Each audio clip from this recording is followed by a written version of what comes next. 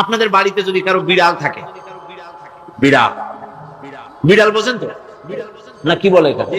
বিড়াল, বিলাই নাকি বলে? বিড়াল।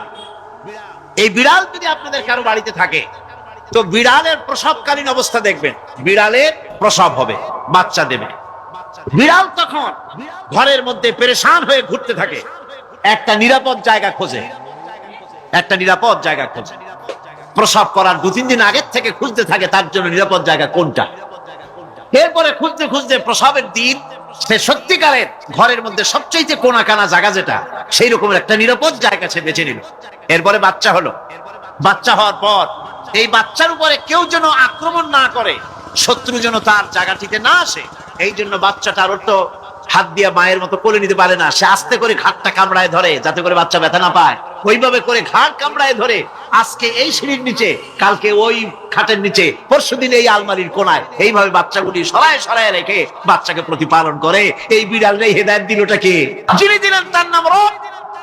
তিনি হচ্ছেন রব্বুল আলামিন। সন্তান প্রতিপালনের ব্যবস্থা শুধু দুনিয়ার মানুষকেই দেন নাই, প্রাণী জগৎকেও দিয়েছেন। সুবহানাল্লাহ। বলেন, মুরগির বাচ্চা হলো, ডিমের থেকে বাচ্চা বেরোলো। এই বাচ্চাগুলি হয়েছে গতকাল, আজকে বাচ্চাগুলি আদার খাচ্ছে মায়ের সাথে। হঠাৎ করে একটা চিল এলো আর ওর মা একটা সিগন্যাল মারলো, সাথে সাথে বাচ্চাগুলি দৌড়াইয়া এমন পলান দিল, আপনি তো ভালো একাদশীর বাপেও তালাশ করে পাবে না যে মুরগির বাচ্চা পলাইলো। এখন ওই বাচ্চাটিকে এই সিগন্যাল সম্পর্কে কে অবহিত করলো যে এইরকম একটা আওয়াজ শুনলে এটা ভীতির আওয়াজ, এটা সাইরেন, এটা বিপদ সংকেত, এটা ডেঞ্জার সিগন্যাল, এটা শুনলে দেখলে তাড়াতাড়ি করে আত্মগোপন করবা। কেটে গেল, কেটে গেল, আল্লাহ পাক শিখাইছেন। এখন এক শ্রেণীর বুদ্ধিজীবী তারা আবার উল্টা কথা কয়। তারা বলে কি? তারা বলে যে মুরগি বাচ্চা, এই বাচ্চা যে দৌড় মারলো, এখানে আল্লাহ এইসব কিছু নাই, নাউযুবিল্লাহি মিন যালিক। তো এখানে কি আছে? কয় যে এখানে বিষয়টা হলো এই যে এই মুরগি আর মোরগ, ওর বাপ মা, এই দুজনের মধ্যে আছে সিলের ভয়, আছে শিয়ালের ভয়। ওই ভয় ওদের মধ্যে ছিল, এই মা বাপের ক্রসের মাধ্যমে বাচ্চা আসছে। কাজে ওই ভয়, বাপের যদি কোনো রোগ থাকে, মায়ের রোগ থাকে, তো এগুলি তো বাচ্চার মধ্যেও ঢোকে। তো ভয় হোক, সুখ হোক, দুঃখ হোক, এই অনুভূতি স্বাভাবিক প্রক্রিয়ার মাধ্যমে বাচ্চার মধ্যে ঢুকছে, আর সিল দেখে আওয়াজ শুনে সে আত্মগোপন করেছে। এইটা আমি পড়িয়া আমি আমার আলোচনা এক জায়গায় বললাম বুদ্ধিজীবীদের উদ্দেশ্যে, যদি সত্যি তাই হয়, মোরগ আর মুরগি মা বাবার মধ্যেই ভয় আছে বলে বাচ্চার মধ্যেই ভয় ঢুকছে, সেই জন্য সে আত্মগোপন করছে, তাহলে আবার মানুষের ব্যাপারে কথাটা আনি। মানুষেরা সাপের ভয় করে না মহব্বত করে? কথার জবাব দিলে না, যখন তখন মনে হয় আপনারা সাপ বুঝি ভালোবাসেন। সাপ আমরা সকলেই ভয় পাই, মায়ও ভয় পায়, বাবাও ভয় পায়। এই মায়ের গর্ভে সন্তান এসছে, সন্তানের বয়স 2 বছর, 2.5 বছর।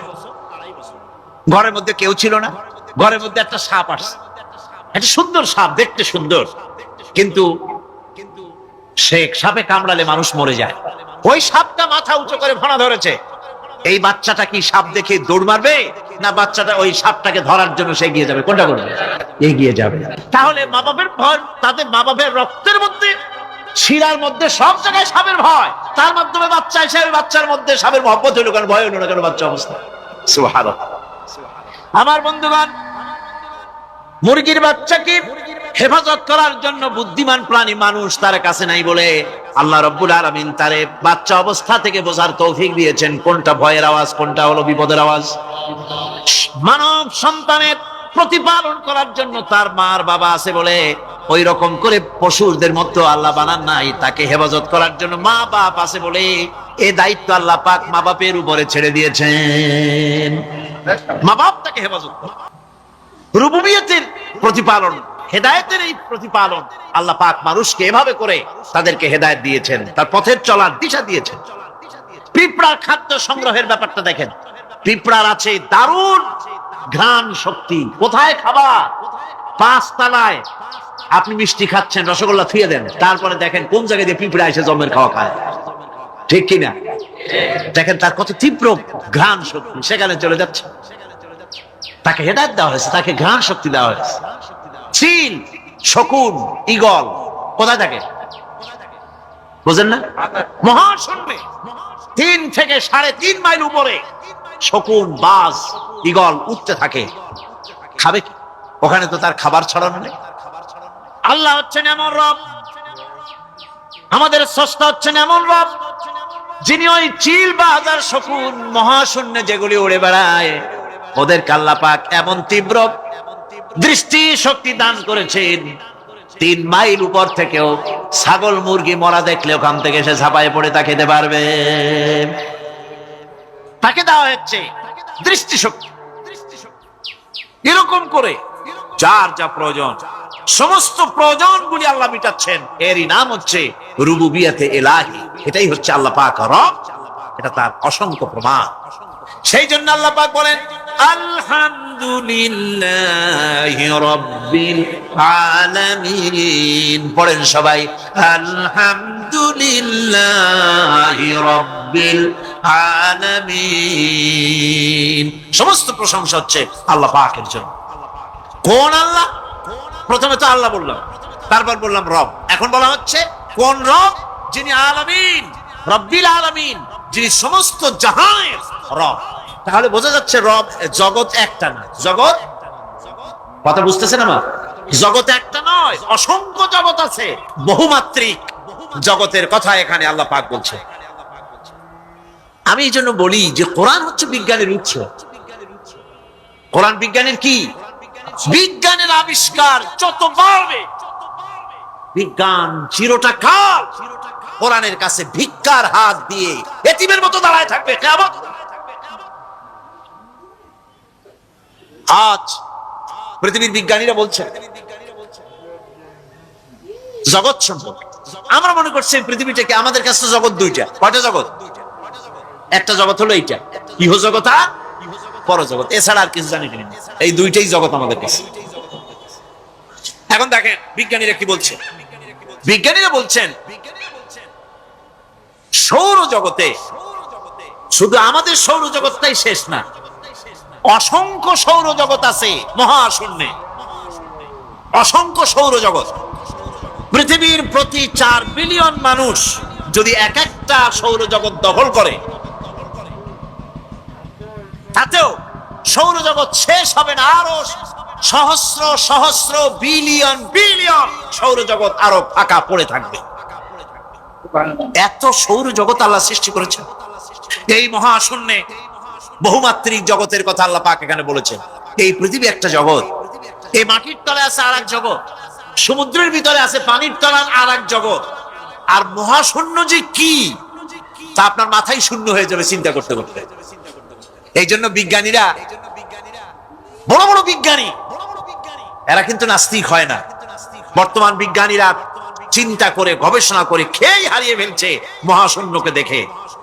যেখানে আছে গ্যালাক্সি, যেখানে আছে মিল্কি ওয়ে, যেখানে রয়েছে অসংখ্য তারকা, এই পৃথিবীটা মহাশূন্য আল্লাহ যেভাবে তৈরি করেছেন, সেই তুলনায় এই পৃথিবী একটা মার্বেলের চাইতে খুব বেশি একটা বড় কিছু হয় বলে মনে হয়। পৃথিবী যদি হয় একটা মার্বেলের মতো, তাহলে আমরা যে মানুষ, আমাদের অস্তিত্ব কোথায়? চিন্তা করেন। এবার মহাশূন্যে চলেন। মহাশূন্য সে কি বিশাল মহাশূন্য! একটা তারকা থেকে আর একটা তারকায় যদি যেতে হয়, তাহলে সহস্র সহস্র বিলিয়ন বছরের দরকার হবে। কি বছর? এ দুনিয়ার বছর না, আলোকবর্ষ, লাইট ইয়ার। আলো চলে প্রতি সেকেন্ডে কত? 1,86,000 মাইল। এই 1,86,000 মাইলের সেকেন্ড, এর মিনিট, এর ঘন্টা, এর দিন, এর মাস, এর বছর, এই আলোকবর্ষ। সহস্র সহস্র আলোকবর্ষ পার হয়ে যাবে এক তারকা থেকে আর এক তারকায় পৌঁছানো সুকঠিন। এ ধরনের অসংখ্য তারকা আল্লাহ পাক তৈরি করে রেখেছেন। সূর্য হচ্ছে পৃথিবীর চাইতে 13 লক্ষ গুণ বড়। এরকম সূর্য বিজ্ঞানীরা এখন বলছে, আগে বলতো 1 কোটি সূর্যের চাইতে বড় তারকা, এখন বলতেছে এই রকমের পৃথিবীর চাইতে 13 লক্ষ গুণ বড় যে সূর্য, এরকম 3 কোটি সূর্য খাইয়ে ফেলাইতে পারে। এরকম সহস্র সহস্র তারকা এক একটা গ্যালাক্সির ভিতরে আল্লাহ পাক তৈরি করে গেছে। এখন মনে হচ্ছে যে এই তারকাগুলি বড় না, এই তারকাগুলির চাইতে আবার বড় জিনিস কি, সেটাকে বলা হয় ব্ল্যাক হোল। সেটাকে বলা হয় ব্ল্যাক হোল, অন্ধকার কূপ। ব্ল্যাক হোল আবার ম্যানহোল বুঝবেন না, কিন্তু ম্যানহোলের ঢাকনা চুরি হয় যেমন।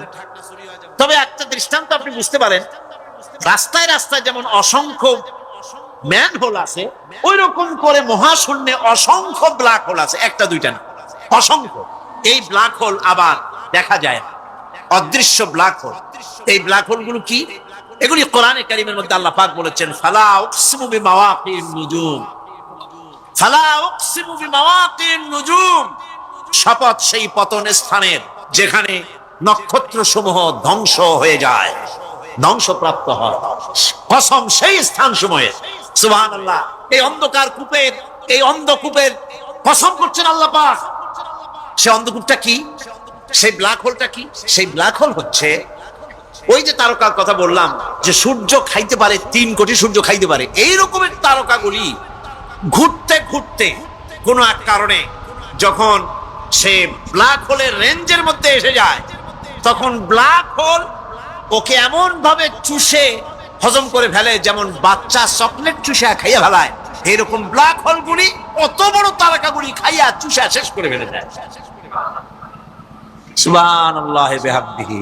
বিজ্ঞানীরা বলেছেন, আমাদের এই পৃথিবীটা, আল্লাহ না করুন কখনো, আমাদের এই পৃথিবীটা যদি কোনো ব্ল্যাক হোলের আওতায় পড়ে, ওর রেঞ্জে আসে, তাহলে মাত্র 2 সেন্টিমিটারের মধ্যে পৃথিবীটা তার ঘনত্ব লাভ করে ব্ল্যাক হোলের মধ্যে অদৃশ্য হয়ে যাবে, হারায় যাবে, অস্তিত্ব থাকবে। আল্লাহ পাক, আশ্চর্য লাগে আমার, বিজ্ঞানের বইপত্র যখন পড়ি আমার কাছে আশ্চর্য লাগে, 1400 বছর আগে নবী কোন বিজ্ঞানাগারে পড়াশোনা করেন নাই, কোন সায়েন্স নিয়ে রিসার্চ করেন নাই, সেই নবীর মুখ থেকে এমন বিজ্ঞানময় কোরআন আল্লাহ বের করালেন, যে আজকের পৃথিবীর মডার্ন যুগের বিজ্ঞানীরা কোরআনের কাছে এতিম হয়ে দাঁড়ায় আছে।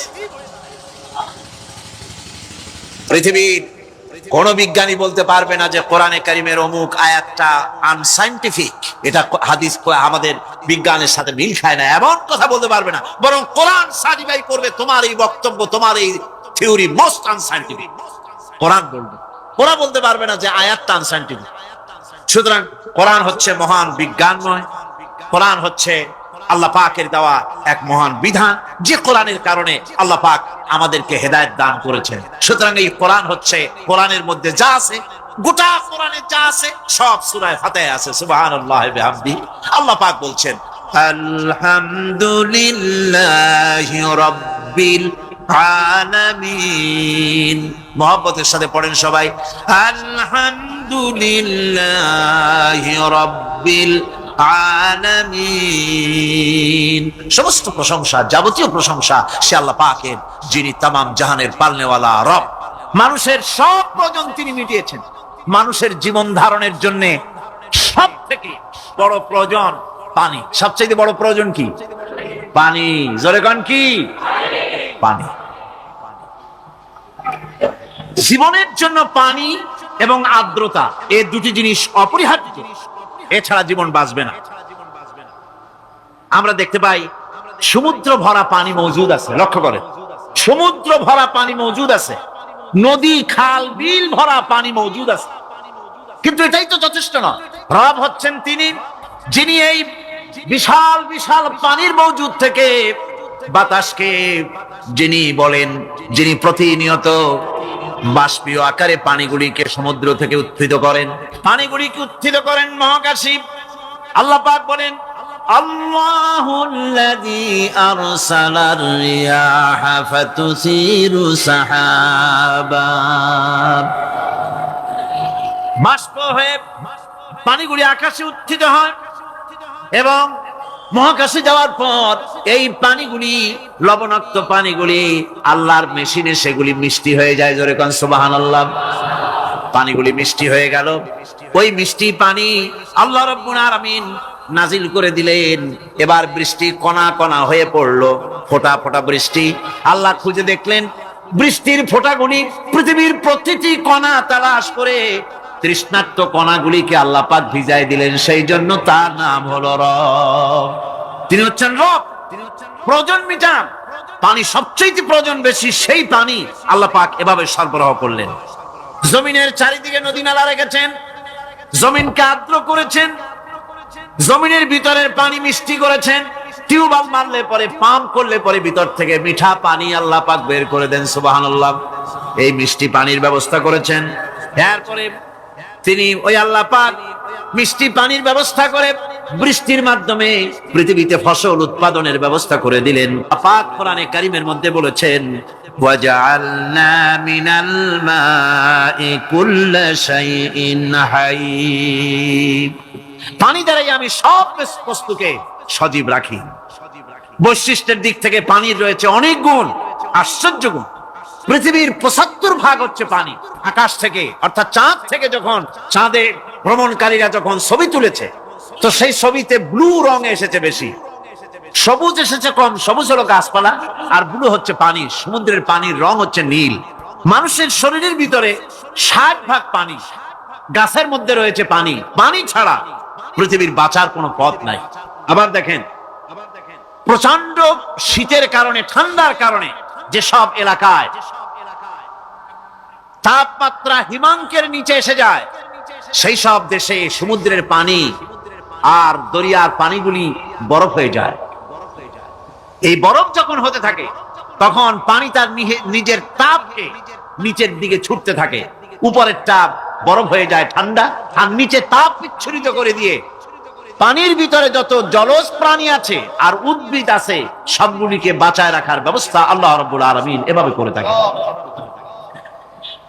এবার আল্লাহ রাব্বুল আলামিন বলছেন, এই পানি ছাড়া মানুষ বাঁচে না, প্রাণী বাঁচে না। পানি এমন এক জিনিস, এমন এক নিয়ামত আমি দান করলাম। আল্লাহ পাক বলেন, কুল আরাআইতুম ইন আসবাহা মাউকুম গাওরান ফামান ইয়াতিকুম বিমাইন মাইন। বলো দেখি, সবে শুকাইয়া যদি যায় এই জমিনের পানি, তাহলে হেথায় তটনির ধারা কে দিবে সবারে আনি। এই পৃথিবীর নদী নালা খাল বিল জমিনের আভ্যন্তরীণ দিকে পানিগুলি যদি আমি আল্লাহ রাব্বুল আলামিন শুকায় দেই, তাহলে আমি আল্লাহ ছাড়া এমন কে আছে যে নতুন করে আবার পানির আমদানি করে দিতে পারে? আছে কেউ? আজ পানির শূন্যতা আমাদের দেশে দেখা যাচ্ছে। পানি আস্তে আস্তে কমে যাচ্ছে, আস্তে আস্তে পানি শেষ হয়ে যাচ্ছে। কি কারণে শেষ হচ্ছে এবং কি হলে পানি পাওয়া যাবে পরে বলা যাবে ইনশাআল্লাহ। তো জীবন ধারণের জন্য যেমন পানির প্রয়োজন, জীবন ধারণের জন্য তেমন বাতাসেরও প্রয়োজন। পানি ছাড়া তো কিছু সময় চলতে পারে, পানি এবং খাদ্য ছাড়া কিছু সময় চলতে পারে, কিন্তু বাতাস ছাড়া তো এক মুহূর্ত চলে না, ঠিক কিনা? বোঝেন কিনা কথা? বাতাস ছাড়া এক মুহূর্ত চলতে পারে না। অথচ আল্লাহ রাব্বুল আলামিন এই বাতাস দিয়ে গোটা আকাশকে, শূন্য জায়গাগুলি বাতাস দিয়ে ভরে রেখেছেন, যাতে করে কারো বাতাসের কোনো অসুবিধা না হয়, শ্বাস করতে কোনো কষ্ট না হয়। প্রাণী জগৎকে বাতাস দিয়ে বাঁচিয়ে রাখার জন্য আল্লাহ পাক মহাশূন্যকে এভাবে সব এলাকা বাতাস দিয়ে ভরে রেখেছেন। এই জন্য তার নাম হচ্ছে রব। এটাই হচ্ছে রুবুবিয়তের নমুনা। আমার ভাইয়েরা, আল্লাহ রাব্বুল আলামিন পানি দিলেন, বাতাস দিলেন, খাদ্যের ব্যবস্থা করে দিলেন।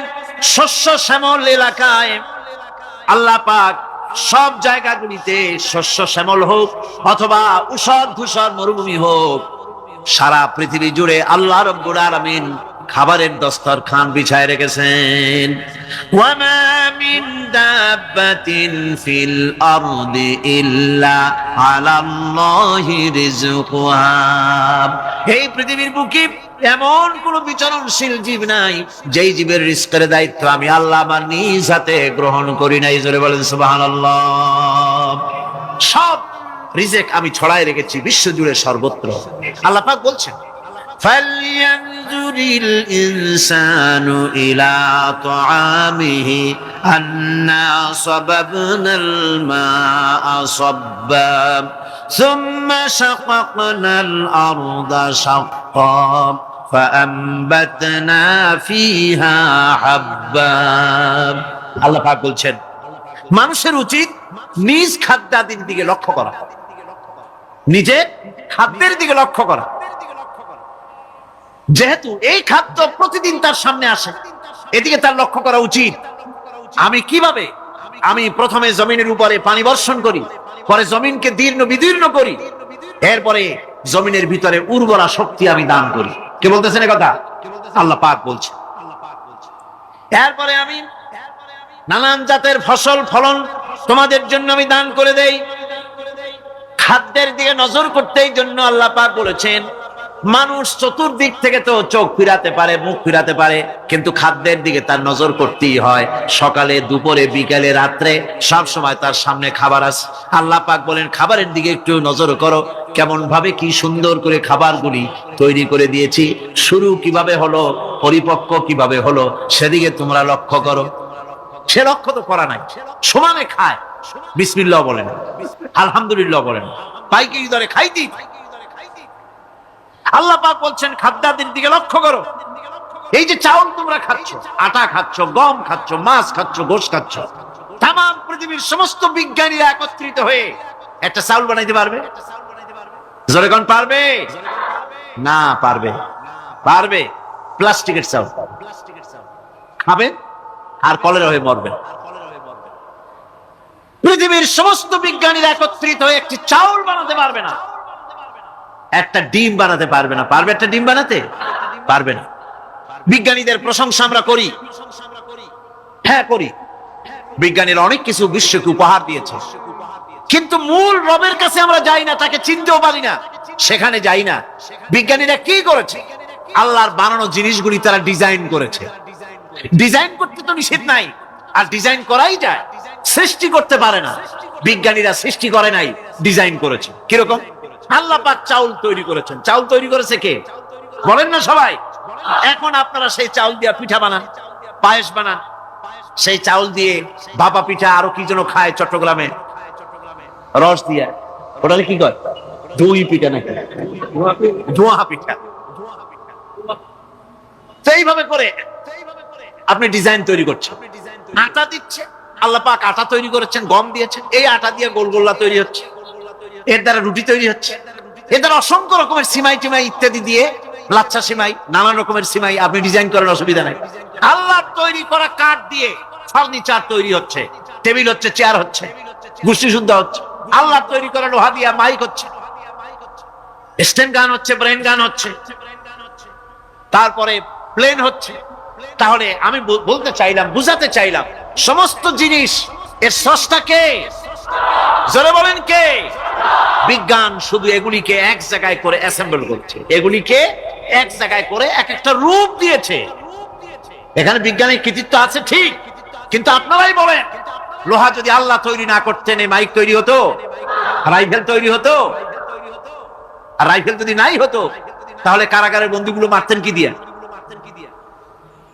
রাইফেল যদি না হতো, যুদ্ধ করতেন কি দিয়ে? ঠিক কিনা?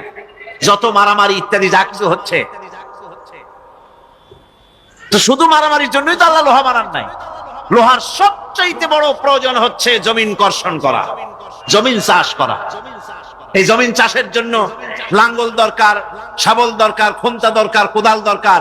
এই লোহার দাম কেউ আল্লাহ পাক এত লোহা বেশি দিয়েছেন, যার জন্য লোহার দাম কম। সোনা কম দিয়েছেন, যেহেতু সোনার প্রয়োজনীয়তা কম, লোহার প্রয়োজনীয়তা বেশি, এই জন্য লোহা বেশি দিয়েছেন, দামটা কমে গেছে, যার জন্য আপনার আমার জন্য কিনে ব্যবহারটা সহজ হয়েছে। কথা ঠিক কিনা? আল্লাহ রাব্বুল আলামিন এইভাবে করে মানুষের রুবুবিয়াতটা, আল্লাহ পাকের রুবুবিয়াত হচ্ছে এই, তিনি মানুষকে সুন্দর করে সৃষ্টি করে যা কিছু প্রয়োজন সবকিছু খাওয়াচ্ছেন, দিচ্ছেন। সে আল্লাহ পাক প্রশ্ন করছেন, কুল মান ইয়ারযুকুকুম মিনাস সামাই ওয়াল আরদ আম্মান ইয়ামলিকুস সামআ ওয়াল আবসারা ওয়া মান ইয়াখরুজুল হাইয়্যা মিনাল মাইয়িতি ওয়া ইউখরিজুল মাইয়িতা মিনাল হাইয়্য। আকাশের প্রশস্ত বুক থেকে এবং জমিনের এই প্রশস্ত বুক থেকে কে রিজিক, তোমাদের খাদ্যকে উৎপাদন করে? কে নির্জীব থেকে সজীবকে বের করেন? আর কে সজীবকে নির্জীবে পরিণত করেন? তিনি কে? তিনি হচ্ছেন আল্লাহ পাক। আল্লাহ পাক বলছেন, এই প্রশ্ন যদি তাদেরকে করা হয় তো তারা কি বলবে? আল্লাহ পাক বলেন, ওয়ামান ইউদাব্বিরুল আমরা ফাসায়াকুলুনা আল্লাহ ফাকুল আফালা তাত্তাকুন। হে নবী, এদেরকে প্রশ্ন করুন। এদেরকে যদি প্রশ্ন করা হয়, এই পৃথিবীর সুন্দর পরিচালনা পদ্ধতি কে করেন? তাহলে তারা এক কথায় বলবে, নিজের থেকেই বলবে আল্লাহ। কে করছেন সবকিছু? আল্লাহ। আল্লাহ পাক বলেন নবী তাহলে তাদেরকে বলেন, এ কথা জানার পর, এ কথা বোঝার পরেও কেন তারা ঔদাসীন্যতা দেখাচ্ছে, কেন তারা গাফিল হয়ে যাচ্ছে, কেন তারা আল্লাহ পাককে ভয় করে তার পথের অনুসারী হচ্ছে না? যে আল্লাহ রাব্বুল আলামিন এত কিছু করছেন, তিনি তার পরিচয় সম্পর্কে বলে দিচ্ছেন, ফাযালিকুমুল্লাহু রাব্বুকুমুল হক ফামাযা বা'দাল হক ইল্লাদ দালাল। নিশ্চয়ই এসবের মূলে রয়েছেন তোমাদের রব, আমাদের আল্লাহ, আমাদের রব। সুতরাং উজ্জ্বল সত্য প্রকাশিত হওয়ার পর গোমরাহি ছাড়া আর কিছুই বাকি থাকে না। সুতরাং যারা সত্যের পথের অনুসরণ করতে চায়, রবকে চিনতে হবে, আল্লাহ পাককে জানতে হবে এবং তাকে অনুসরণ করতে হবে, তাকে রব হিসাবে চিনতে হবে। এটা হচ্ছে সেই রুবুবিয়াত ইলাহি যার দিকে হযরত মুসা আলাইহিস সালাম ইঙ্গিত করেছিলেন ফেরাউন যখন তাকে প্রশ্ন করেছিলেন, ফামান রাব্বুকুমা ইয়া মুসা, হে মুসা তোমাদের দুজনের রব কে? তোমাদের রব, তোমাদের প্রভু কে? তিনি জবাব দিলেন, রব্বুনাল্লাযী আ'তা কুল্লা শাইইন খালকাহু সুম্মা হাদা। রব হচ্ছেন আমাদের তিনি, যিনি নাকি আমাদের প্রতিপালক, আমাদেরকে সৃষ্টি করেছেন এবং আমাদেরকে হেদায়েত দিয়েছেন, সঠিক পথের দিশা দিয়েছেন। এখানে হেদায়েত হচ্ছে, এখানে হেদায়েত শব্দের অর্থ হচ্ছে সৃষ্টি শুধু করেন নাই, তাকে চলা, তার খাদ্য অনুসন্ধানে, তাকে বেঁচে থাকার সবকিছুর উপকরণ, এর কমন সেন্স, এর সাধারণ জ্ঞান আল্লাহ পাক তার সাথে দিয়েছেন। তিনি হচ্ছেন রব। আমাদের ভাগ্য কত সুপ্রসন্ন, আমরা ভাগ্যবান, কারণ কোরআন শোনার সুযোগ আল্লাহ পাক করে দিয়েছেন। তারাই তো শ্রেষ্ঠ ভাগ্যবান যারা কোরআন শোনার সুযোগ পায়, যারা কোরআন তেলাওয়াত করে, যারা কোরআন বোঝে, যারা কোরআন আমল করে। তাদের থেকে সৌভাগ্যবান আর কে হতে পারে? গোটা বিশ্বের বুকে সর্বশ্রেষ্ঠ সৌভাগ্যবান জাতি হচ্ছে মুসলমান। আমি যদি প্রশ্ন করি পৃথিবীর শ্রেষ্ঠ ভাগ্যবান জাতি কারা, কি জবাব দিবেন? কারণ কোরআনে কারীম এ জাতির কাছে অবিকৃত, অকৃত্রিম উপায় এ জাতির কাছে মাহফুজ আছে, যা বিশ্বের কোন জাতির কাছে তাদের ধর্মীয় কিতাব অবিকল ভাবে নাই। এদিক থেকে আমরা সৌভাগ্যবান জাতি। আবার যদি প্রশ্ন করি এই পৃথিবীর ভিতরে হতভাগ্য জাতি কারা, আপনারা কি জবাব দিবেন? জানেন না বোধহয়। হতভাগ্য জাতিও এই মুসলমান। কারণ কোরআনে কারীমের মতো আজিম একখানা কিতাব যাদের কাছে আল্লাহ পাক আমানত হিসেবে দান করেছেন,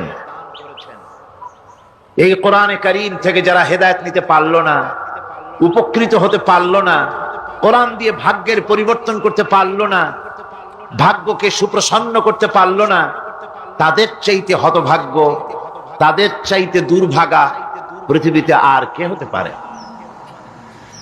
আজ পৃথিবীতে যদি আমরা তাকাই তো দেখতে পাবো সব থেকে বেশি মার খাচ্ছে মুসলমানেরাই। দুনিয়ার যেদিকে তাকান সেদিকেই মুসলমানেরা নির্যাতিত, নিগৃহীত, মার খাচ্ছে, ক্ষুধায় কষ্ট পাচ্ছে, লাঞ্ছিত, নিগৃহীত হচ্ছে। তাহলে তার অর্থ কি এই ধরে নেওয়া হবে যে কোরআন থাকবে যে জাতির কাছে, সে জাতি পৃথিবীতে সবচাইতে লাঞ্ছিত, নিগৃহীত, অবহেলিত হবে, মার খাবে, ক্ষুধা দারিদ্র তাদেরকে পেয়ে বসবে, তারা শ্বাস করার সময় পাবে না? এটাই কি ধরে নিতে হবে? না, বরং আল্লাহ রাব্বুল আলামিন কোরআনে কারীমের মধ্যে বলেছেন, তাহা মা আনজালনা আলাইকাল কুরআনা লিতাশকা। হে নবী, কোরআনে কারীম আমি আপনার প্রতি অবতীর্ণ করেছি এই জন্যে যে কোরআন আপনার ভাগ্যকে সৌভাগ্যে পরিণত করে দেবে, আপনাকে সৌভাগ্যবান বানাবে। কোরআন আপনার ভাগ্যকে বিলম্বিত করবে, পর্যুদস্ত করবে। আপনি ভাগ্যহারা হবেন, হতভাগ্য হবেন। এই জন্য তো কোরআন দেয়নি, কোরআন দিয়েছি ভাগ্যকে চমকায় দেওয়ার জন্য।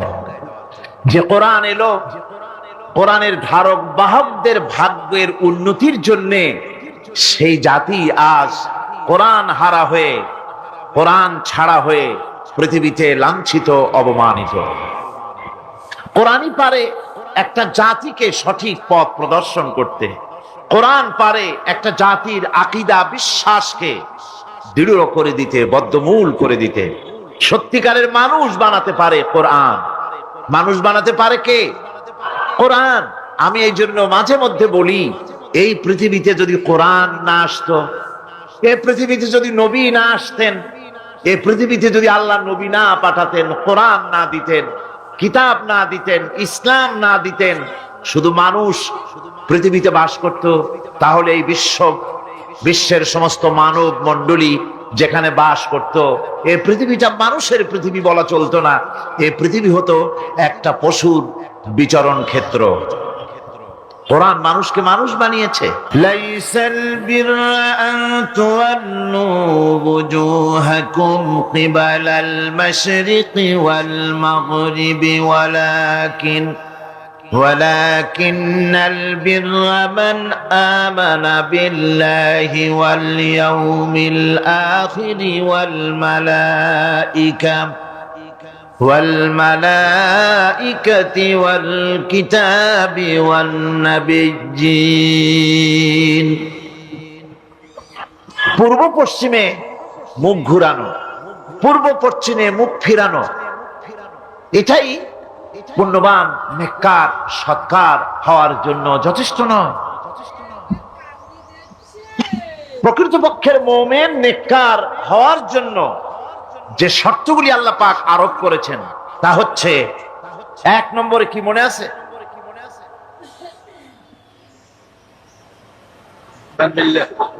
এত আস্তে আস্তে বলতেছেন, মনে হয় আপনি নিজেও শুনতেছেন কিনা তাও সন্দেহ।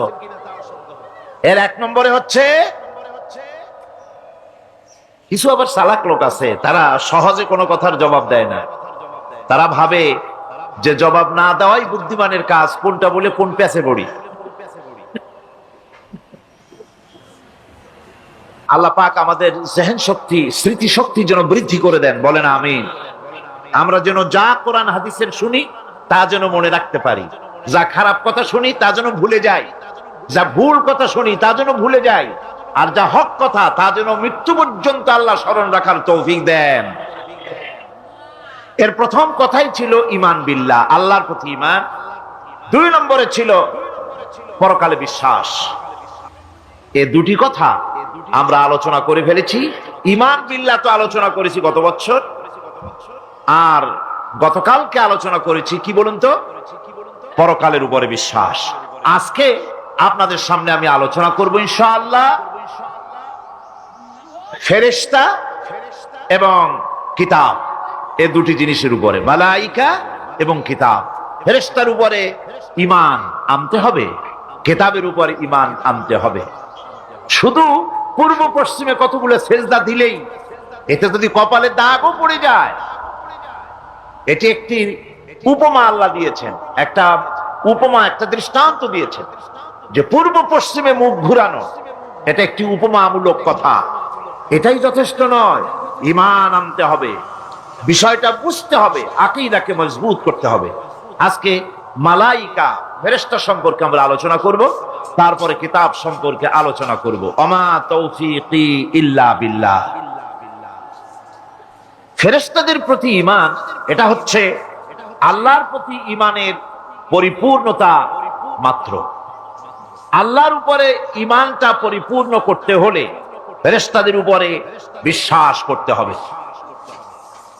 এর উদ্দেশ্য শুধু ফেরেশতাদের উপরে স্বীকৃতি দানই নয়, বরং প্রকৃতপক্ষে এই বিশ্ব ব্যবস্থায় তাদের স্থান কি এটা জেনে নিতে হবে।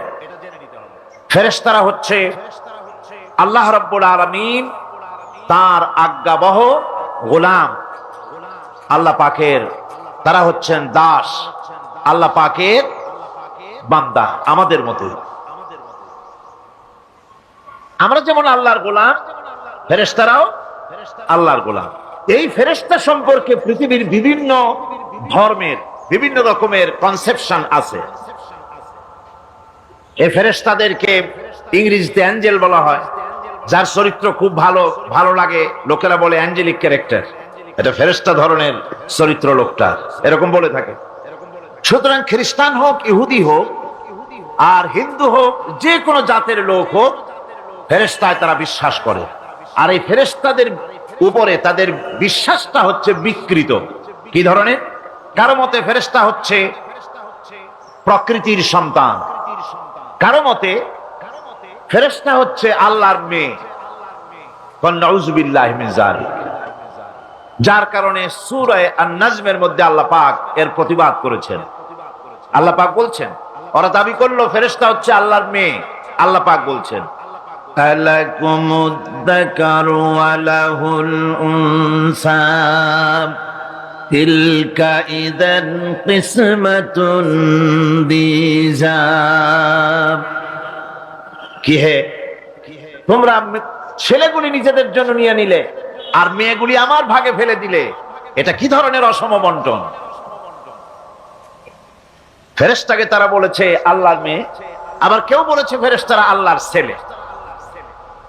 তারপরে কেউ কেউ বলেছে ফেরেশতা হচ্ছে আল্লাহর মদদগার, আবার কেউ কেউ বলেছে ফেরেশতা হচ্ছে মানুষের অভিযোগ শ্রবণকারী, মানুষের প্রয়োজন পূরণকারী।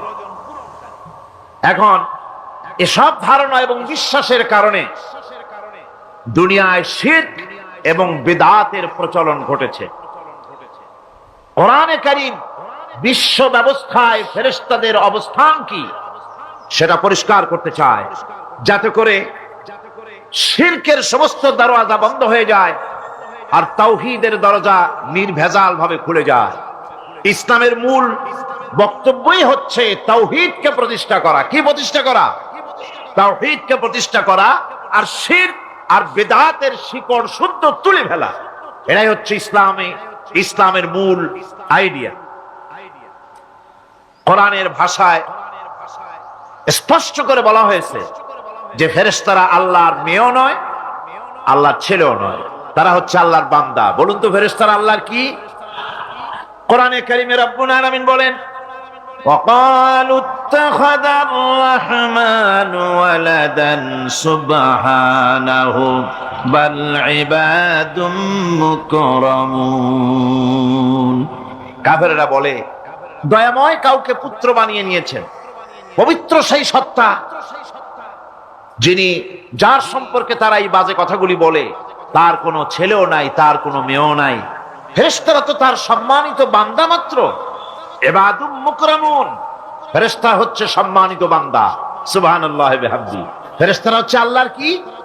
শুধু বান্দা না, সম্মানিত বান্দা। কারণ ফেরেশতারা আল্লাহর সঙ্গে অবাধ্য হতে পারে না, তার কোন হুকুমকে অমান্য করার কোন অধিকার ফেরেশতাদের নাই। আল্লাহর ছেলেও নাই, আল্লাহর মেয়েও নাই। এ কথাটি ছোট্ট সূরার মধ্যে তাওহীদের একটা ক্লিয়ার কনসেপশন আল্লাহ পাক দিয়েছেন, ছোট্ট একটি সূরার ভিতরে। আমার কাছে মনে হয় যেন এই ছোট্ট সূরাটি মধ্যে এটা মনে হয় যেন একটি ঝিনুক, আর এর ভেতরে সমস্ত পৃথিবীর সমুদ্র আর মহাসমুদ্রের পানিগুলি ঢুকায় দেওয়া হয়েছে। ছোট্ট একটি সূরা তাওহীদকে এমন ভাবে প্রকাশিত হয়েছে এই সূরার মাধ্যমে, যা অন্য কোথাও এত পরিষ্কার আসেনি। আল্লাহ পাক সব জায়গায় বলেছেন, কিন্তু ছোট্ট সূরা এক কথায় তাওহীদ প্রকাশিত হয়ে গেছে। কি? কুল হুয়াল্লাহু আহাদ। পড়েন সবাই, কুল হুয়াল্লাহু আহাদ আল্লাহুস সামাদ লাম ইয়ালিদ ওয়া লাম ইউলাদ ওয়া লাম ইয়াকুল লাহু কুফুয়ান আহাদ। আল্লাহ রাব্বুল আলামিন বলেন, নবী আপনি বলুন, আল্লাহ এক এবং একক। তিনি বেনিয়াজ, কারো মুখাপেক্ষী তিনি নন। তিনি কাউকে জন্ম দেন নাই, তাকেও কেউ জন্ম দেয়নি। আকাশ আর জমিনে ওই আল্লাহ রাব্বুল আলামিনের সমকক্ষ কেউ নাই। তিনি এক এবং একক। এই ফেরেশতারা হচ্ছে তার অনুগত বান্দা। ফেরেশতারা আল্লাহ পাকের ছেলেও নয়, মেয়েও নয়। এক মুহূর্তের জন্য ফেরেশতারা চুপ করে বসে থাকে না। যার যে কাজ আছে সেই কাজ নিয়ে তারা ব্যস্ত আছে। তারা ওয়াজিফা পাঠ, তাসবিহ পাঠের মধ্যে ব্যস্ত থাকে। অগণিত অসংখ্য ফেরেশতা, কেউ তো সেজদায় পড়ে আছে, কেউ রুকুতে পড়ে আছে, কেউ নামাজে দাঁড়ায় আছে, কেউ তো তাসবিহ পাঠ করতেছে। কোরআনে কারীম বলছে ইউসাব্বিহুর রা'দু বিহামদিহি ওয়াল মালাইকাতু মিন খিফাতিহি। আল্লাহ পাক বলেন বিজদি প্রশংসার সাথে আল্লাহ পাকের গুণকীর্তন করেন, আর সমস্ত ফেরেশতারা আল্লাহকে ভয় করে ভীতির সাথে আল্লাহর তাসবিহ পাঠ করতে থাকে। সমস্ত ফেরেশতারা আল্লাহর তাসবিহ পড়ে। আপনাদের মনে আছে আল্লাহ পাক যখন হযরত আদমকে সৃষ্টি করবেন বলে বললেন ইন্নী জাইলুন ফিল আরদি খলিফা, ফেরেশতারা বলেছিলেন নাহনু নুসাব্বিহু বিহামদিকা ওয়া নুকদ্দিসু লাক, আমরাই তো তাসবিহ পড়ি, আমরাই তো আপনার হাম পড়ি, আপনার তাসবিহ পড়ি, সবকিছুই তো আমরা করি, পবিত্রতা ঘোষণা করি। এর দ্বারা প্রমাণিত হয় ফেরেশতারা সার্বক্ষণিকভাবে আল্লাহর তাসবিহ পাঠের মধ্যে তারা রত আছে, সব সময় আল্লাহর জিকির আজগারের ভেতরেই তারা ডুবে আছে। وَلَهُ مَنْ فِي السَّمَاوَاتِ وَالْأَرْضِ وَمَنْ عِنْدَهُ لَا يَسْتَكْبِرُونَ عَنْ عِبَادَتِهِ وَلَا يَسْتَحْسِرُونَ। আসমান এবং জমিনে যা কিছু আছে এবং তার কাছে যা কিছু আছে সব আল্লাহর তাসবিহ পাঠে নিরত আছে।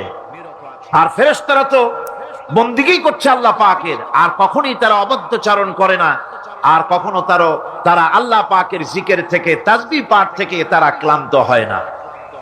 কি হয়েছে? ঠিক হয়ে যাবেন সব। আল্লাহ পাক তাদের সম্পর্কে আবার বলেন ইউসাব্বিহুনাল লাইলা ওয়ান নাহারা লা ইয়াফতুরুন। এই ফেরেশতারা রাত দিন তার প্রশংসায় পড়ে থাকে, কখনই শৈথিল্য প্রদর্শন করে না, কখনই আল্লাহর জিকির থেকে, তাসবিহ থেকে তারা বিরত থাকে না। এ ধারণার মধ্য দিয়ে কোরআনে কারীম মানুষকে স্পষ্ট করে বলছে যে ফেরেশতারা হচ্ছে আল্লাহর গোলাম, আল্লাহর বান্দা। তারা তোমাদের প্রয়োজন পুরা করতে পারে না, তারা তোমাদের ভাগ্যের কোনো উন্নতি করে দিতে পারে না, তারা আল্লাহর ছেলেও নয়, আল্লাহর মেয়েও নয়, এরা হচ্ছে আল্লাহর বান্দা। এই ফেরেশতাদের মাধ্যমে আল্লাহ রাব্বুল আলামিন আরেকটি কাজ নিয়ে থাকেন, তা হচ্ছে নবী এবং রাসূলদের কাছে এই ফেরেশতার মাধ্যমে আল্লাহ পাক বাণী প্রেরণ করেন। নবী রাসূলদের কাছে বাণী আনে কারা? আল্লাহর ফেরেশতা। এ কারণেই তাদের মাধ্যমে আল্লাহ পাক নবী রাসূলদের কাছে আল্লাহর বাণী পাঠান, যে এই ফেরেশতারা ওই বাণীর ভিতরে কোন রকম হ্রাস বৃদ্ধি করে না, তারা আল্লাহর অবাধ্য নয়, ওর মধ্যে তারা বাড়ায়ও না, তারা কমায়ও না, কোনো ক্ষমতা তাদের নেই। কোরআনে কারীমে আল্লাহ পাক বলছেন ইন্নাহু লাকাউলু রাসূলিন কারীম ذي قوة عند ذي العرش مكين مطاع ثم أمين। নিঃসন্দেহে এক সম্মানিত বার্তাবাহকের বর্ণনা, এক ফেরেশতার বর্ণনা। আরশ অধিপতির কাছে তিনি সম্মানিত। জিবরাইল আলাইহিস সালামের কথা বলা হচ্ছে। হযরতে জিবরাইল আমিন তিনি আল্লাহর কাছে সম্মানিত, অনুগত এবং তিনি বিশ্বাসী। আল্লাহ পাকের পক্ষ থেকে তিনি বাণী বহন করে নিয়ে আসেন, আর এর ভিতরে কোন রকম হ্রাস বৃদ্ধি করার কোন ক্ষমতা ফেরেশতার নাই। আল্লাহ পাক বলছেন ওয়া ইন্নাহু লাতানজিরু রাব্বিল আলামিন নাযালা বিহির রূহুল আমিন। নিঃসন্দেহে এটা হচ্ছে রব্বুল আলামিনের পক্ষ থেকে অবতীর্ণ করা কিতাব, যা নিয়ে বিশ্বস্ত আত্মা অবতরণ করেছেন, অর্থাৎ হযরতে জিবরাইল আমিন। আল্লাহ পাক তাকে বিশ্বস্ত বলেছেন, শাদীদুল কুওয়া বলেছেন, প্রচন্ড ক্ষমতা তার, আল্লাহ পাক বলেছেন। এর থেকে জানা গেল যে ফেরেশতাদের প্রতি ঈমান শুধু আল্লাহর প্রতি ঈমানের জন্যই নয়, বরং কিতাবের প্রতি, নবীদের প্রতি ঈমান আনার জন্য ফেরেশতাদের প্রতি ঈমান আনা জরুরি। ফেরেশতাদের উপর ঈমান আনা কি জরুরি, অত্যন্ত জরুরি। ফেরেশতাদের উপর তৃতীয় আরেকটি কারণে ঈমান আনতে হয়, সেটা হচ্ছে আল্লাহ পাক তাদের মাধ্যমেই কাজগুলি করে থাকেন। ফেরেশতারা হচ্ছে আল্লাহ পাকের রাষ্ট্রীয় কর্মচারী, আল্লাহ পাকের স্টাফ। তাদের মাধ্যমে আল্লাহ বৃষ্টি, কোথাও বৃষ্টি দেন, কোথাও রহমত পাঠান, কোথাও গজব দেন, কোথাও ভূমিকম্পের সৃষ্টি করেন, কোথাও জলোচ্ছ্বাস, কোথাও ক্ষুধা, কোথাও দারিদ্র ইত্যাদি। পৃথিবীর ভিতরে আযাব, গজব, শান্তি যা কিছু আল্লাহ পাক করতে চান এই ফেরেশতাদের মাধ্যমেই তা করে থাকে। এক কথায় ফেরেশতারা হচ্ছে আল্লাহ পাকের রাষ্ট্রীয় কর্মচারী। এই কথা এভাবেই বিশ্বাস করতে হবে যে ফেরেশতারা কখনো অবাধ্য হয় না, অবাধ্য হওয়ার কোনো ক্ষমতাই তাদের নাই। তারা আল্লাহ পাকের বাধ্যগত আজ্ঞাবহ কর্মচারী। ফেরেশতাদের উপরে ঈমানটা এই পর্যন্তই আমি আপনাদের সামনে বললাম। ফেরেশতাদের প্রতি ঈমান আনার ব্যাপারে এই তিনটি কথা আপনাদের সামনে পেশ করেছি। এখন 3 নম্বরে যে কথাটি বিশ্বাস করতে হবে সেটা হলো কিতাব। কিসের উপর ঈমান? কিতাবের প্রতি ঈমান। ইসলামের পরিভাষায় কিতাব বলতে বোঝানো হয় সেই বাণীকে, সেই নির্দেশকে, সেই গ্রন্থকে। বড় বড় কিতাব, তার মধ্যে সর্বশেষ যে কিতাবখানি তার নাম হচ্ছে কোরআন। জোরে বলেন, তার নাম কি? আল কোরআন। এটি হচ্ছে সবচেয়ে বড় কিতাব এবং মুকাম্মাল কিতাব। অন্যান্য কিতাবগুলিতে যা বলা হয়েছে তার থেকে অনেক বেশি শরীয়তকে মুকাম্মাল করে আল্লাহ রাব্বুল আলামিন কোরআনে কারীমের মধ্যে এটাকে পরিপূর্ণ করে দিয়েছেন। নবুয়ত আর কিতাব দুটির জিনিসের ভিতরে একটা সম্পর্ক আছে। নবুয়ত এবং কিতাব দুটোই আল্লাহর পক্ষ থেকে আসছে। নবুয়ত আসছে কার কাছ থেকে? আর কিতাব আসছে আল্লাহর কাছ থেকে। নবুয়ত এর দাবি কেউ নিজের থেকে করতে পারে না, এই কথা আমি বহুবার আপনাদের সামনে আলোচনা করেছি। নবী দাবির ভিত্তিতে হয় না, নবী আল্লাহ বানান।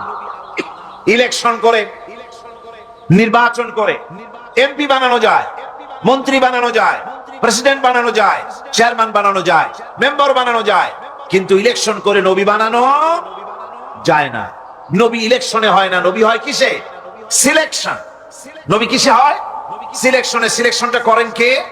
আল্লাহ রাব্বুল আলামিন। সুতরাং নবী আল্লাহর কাছ থেকে আসে আর কিতাবও আল্লাহর কাছ থেকে আসে। নবী যদি কিতাব ছাড়া আসতেন, খুব ভালো করে বোঝে, নবী যদি কিতাব ছাড়া আসতেন আর কিতাব যদি নবী ছাড়া আসতো, তাহলে মানুষের ধর্ম পালন, জীবনের কর্তব্যবোধ, জীবন পরিচালনা এবং ধর্মকে অনুধাবন করা দারুণভাবে সুকঠিন হয়ে পড়তো। কোরআনের নমুনাই হচ্ছে, কিতাবের নমুনা হচ্ছেন আম্বিয়ারা। আম্বিয়া আলাইহিmus সালাম, তারা হচ্ছেন কিতাবের নমুনা। কিতাবও যার, নবীও সেই আল্লাহ সুবহানাহু ওয়া তাআলা। কোরআন হচ্ছে একটা থিওরি, আর নবীরা হচ্ছেন, কিতাব হচ্ছে থিওরি, নবীরা হচ্ছেন তার প্র্যাকটিক্যাল। থিওরি আর প্র্যাকটিক্যাল দুটো জিনিস এক নয়। যেমন আমি যদি কাগজে লিখি র দন্তেশ গয় ওকার লয় লয় আকার, কাগজে লিখে দিলাম, কি হলো কন্ত? বলুন সবাই, কি হলো? এখন যদি আপনারা এটার উপরে চাটেন, মিষ্টি লাগবে? বলবেন মিষ্টি কেমনে লাগবে, ওর মধ্যে দুধ নাই, চিনি নাই। আচ্ছা ঠিক আছে, লিখে দিলাম দুধ, চিনি ইত্যাদি যা যা লাগে সব লিখা কাগজটারে গোল বানাই দিলাম। এখন যদি চাবান, তাও কি মিষ্টি লাগবে? লাগবে না। মিষ্টি লাগবে কি হলে? দুধ কিনতে হবে, ছানা বানাতে হবে, চিনি শিরা তৈরি করতে হবে, তারপরে রসগোল্লা বানাতে হবে, এরপরে আপনি ফ্রিজে রাখবেন, চামচ দিয়ে কাটবেন, মজা করে খাবেন, তখন আপনার ভালো লাগবে, ঠিক কিনা? এখন ভালো লাগলো কেন? যেহেতু এটা প্র্যাকটিক্যালে আসছে। আর আগে কাগজ চেটেছেন, কাগজ চাবাইছেন, ভালো লাগে নাই, কারণ থিওরি চাবাইছেন। প্র্যাকটিক্যালে না আসা পর্যন্ত মজা পাওয়া যাবে না। সেই জন্য কোরআন হচ্ছে একটা থিওরি, কাগজে লেখা একটা থিওরি। এই থিওরিটা আল্লাহ রাব্বুল আলামিনের। এই থিওরি যদি প্র্যাকটিক্যাল না থাকে, মডেল না থাকে, আদর্শ না থাকে, তাহলে তা পালন করা মানুষের জন্য দুঃসাধ্য, সুকঠিন। এই জন্য আল্লাহ সুবহানাহু ওয়া তাআলা কোরআনের মুজাসসাম নমুনা হিসেবে পেশ করেছেন মুহাম্মদুর রাসূলুল্লাহ সাল্লাল্লাহু আলাইহি ওয়াসাল্লাম। তিনি হচ্ছেন কোরআনের মডেল। সুবহানাল্লাহি ওয়া বিহামদিহি। যার জন্য তিনি স্পষ্ট করে বলতে পেয়েছেন যে কথা কেউ বলতে সাহস পায়নি, যে কথা নবী বলেছেন। আল্লাহর নবী বলেছেন, ও আমার সাহাবীরা, দিনের আলোতে তোমরা আমার ভিতরে যা দেখতে পাও, রাতের বেলায় আমার ভিতরে তোমরা যা দেখতে পাও। ও আমার স্ত্রীরা, দিনের আলোতে আমার ভিতরে যা দেখতে পাও, রাতের আধারে আমার মধ্যে যা দেখতে পাও, যে সব আচরণ, আমার চলাফেরা, দিন ও রাতের আলোচনাগুলি, দিন ও রাতের চরিত্রগুলি, দিন ও রাতের আমার কর্তব্য পালন, আমার মধ্যে যা দেখতে পাও সবগুলি খুলে খুলে মানুষের সামনে বলে দাও। এই কথা তো আর কেউ বলতে পারেনি পৃথিবীতে। নবীরা ছাড়া এত বড় কথা পৃথিবীর আর কেউ বলতে সাহস পাবে না। কথা ঠিক কিনা গণ? জোরে বলেন, পারবে বলতে? যত বড়ই মুহাদ্দিস হোক, মাওলানা হোক, খাজা বাবা হোক, নামের আগে যতই 5 হাত লম্বা ডিগ্রি লাগান না কেন, কাগজে যখন নাম লেখে হুঁশ থাকে না। কত যে লেখে, কি যে লিখে, শুধু নামের সামনে আলাইহিস সালাম টুক বাদ রাখে, আর সব লিখে আবেগের ঠেলায় অস্থির হয়ে যায়। কোন ব্যক্তি আছেন যিনি বলতে পারবেন আমার শৈশবকালীন, যৌবনকালীন, বৃদ্ধকালীন, রাতের, দিনের সব ঘটনা মানুষের কাছে বলে দাও?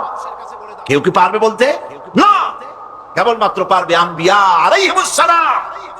যেহেতু আল্লাহ রাব্বুল আলামিন তাদেরকে কন্ট্রোল করেছেন, হেফাজত করেছেন, তারা হচ্ছেন চরিত্রের আধার, অনুপম চরিত্রের উৎস, উৎকৃষ্ট নমুনা, যাদের চরিত্রের ভিতরে কোনো কালিমা নাই, ভুল নাই, গুনাহ নাই। মুহাব্বতের সাথে বলেন সুবহানাল্লাহ। আল্লাহর কাছে কোন লোক যদি তাহাজ্জুদের নামাজ পড়ে, কোন পুরুষ, সে যা সওয়াব পাবে, নারী তাহাজ্জুদ পড়লে সেই সওয়াব পাবে না, এমনটি নয়। পুরুষ হজ করে যে সওয়াব পাবে, নামাজ পড়ে যে সওয়াব পাবে, নারীও তা পাবে। জোরে বলেন সুবহানাল্লাহ। আল্লাহর কাছে নারী এবং পুরুষ কি মানুষ হিসেবে তারা উভয় সমান। কিন্তু এই নারীদের জীবনের 3টি স্তর। কটি স্তর? 3টি স্তর। একটা হচ্ছে কন্যা, বধূ, মাতা। নারীর জীবনের এই 3টি স্তর। ভালো করে শুনুন, কন্যা, বধূ, মাতা। এখন কন্যা হিসাবে নারীর মর্যাদা, বধূ হিসাবে নারীর মর্যাদা, মা হিসাবে নারীর মর্যাদা, নারীকে ইসলাম কি দিল সেটা শুনুন। আল্লাহর নবী বলেছেন, কোন ব্যক্তির যদি 3টা কন্যা সন্তান হয়, আর ওই 3টা কন্যা সন্তানকে যদি সে আদব শিক্ষা দিতে পারে, ইসলামী তরবিয়াত দিতে পারে, আর যদি স্নেহ দিয়ে লালন পালন করতে পারে, তাহলে ওই কন্যার পিতা আর আমি মুহাম্মদ সাল্লাল্লাহু আলাইহি ওয়াসাল্লাম বেহেশতের ভিতরে পাশাপাশি অবস্থান করব। সুবহানাল্লাহ পড়ে। এ কথা কিন্তু রাসূলুল্লাহ কোথাও বলেন নাই যে কারো যদি 3টা ছেলে হয় তো আমার সাথে আর সে বেহেশতে একসাথে থাকবে, না, তা বলা হয় নাই। বলা হয়েছে কন্যার ব্যাপারে। কার ব্যাপারে বলা হলো? ভালো করে শুনুন। রাসূলুল্লাহ বলছেন, কোন ঘরে যখন একটি সন্তান, একটি কন্যা সন্তান জন্মগ্রহণ করে, তখন একজন ফেরেশতা সেই ঘরে ঢোকে, একজন রহমতের ফেরেশতা আসে।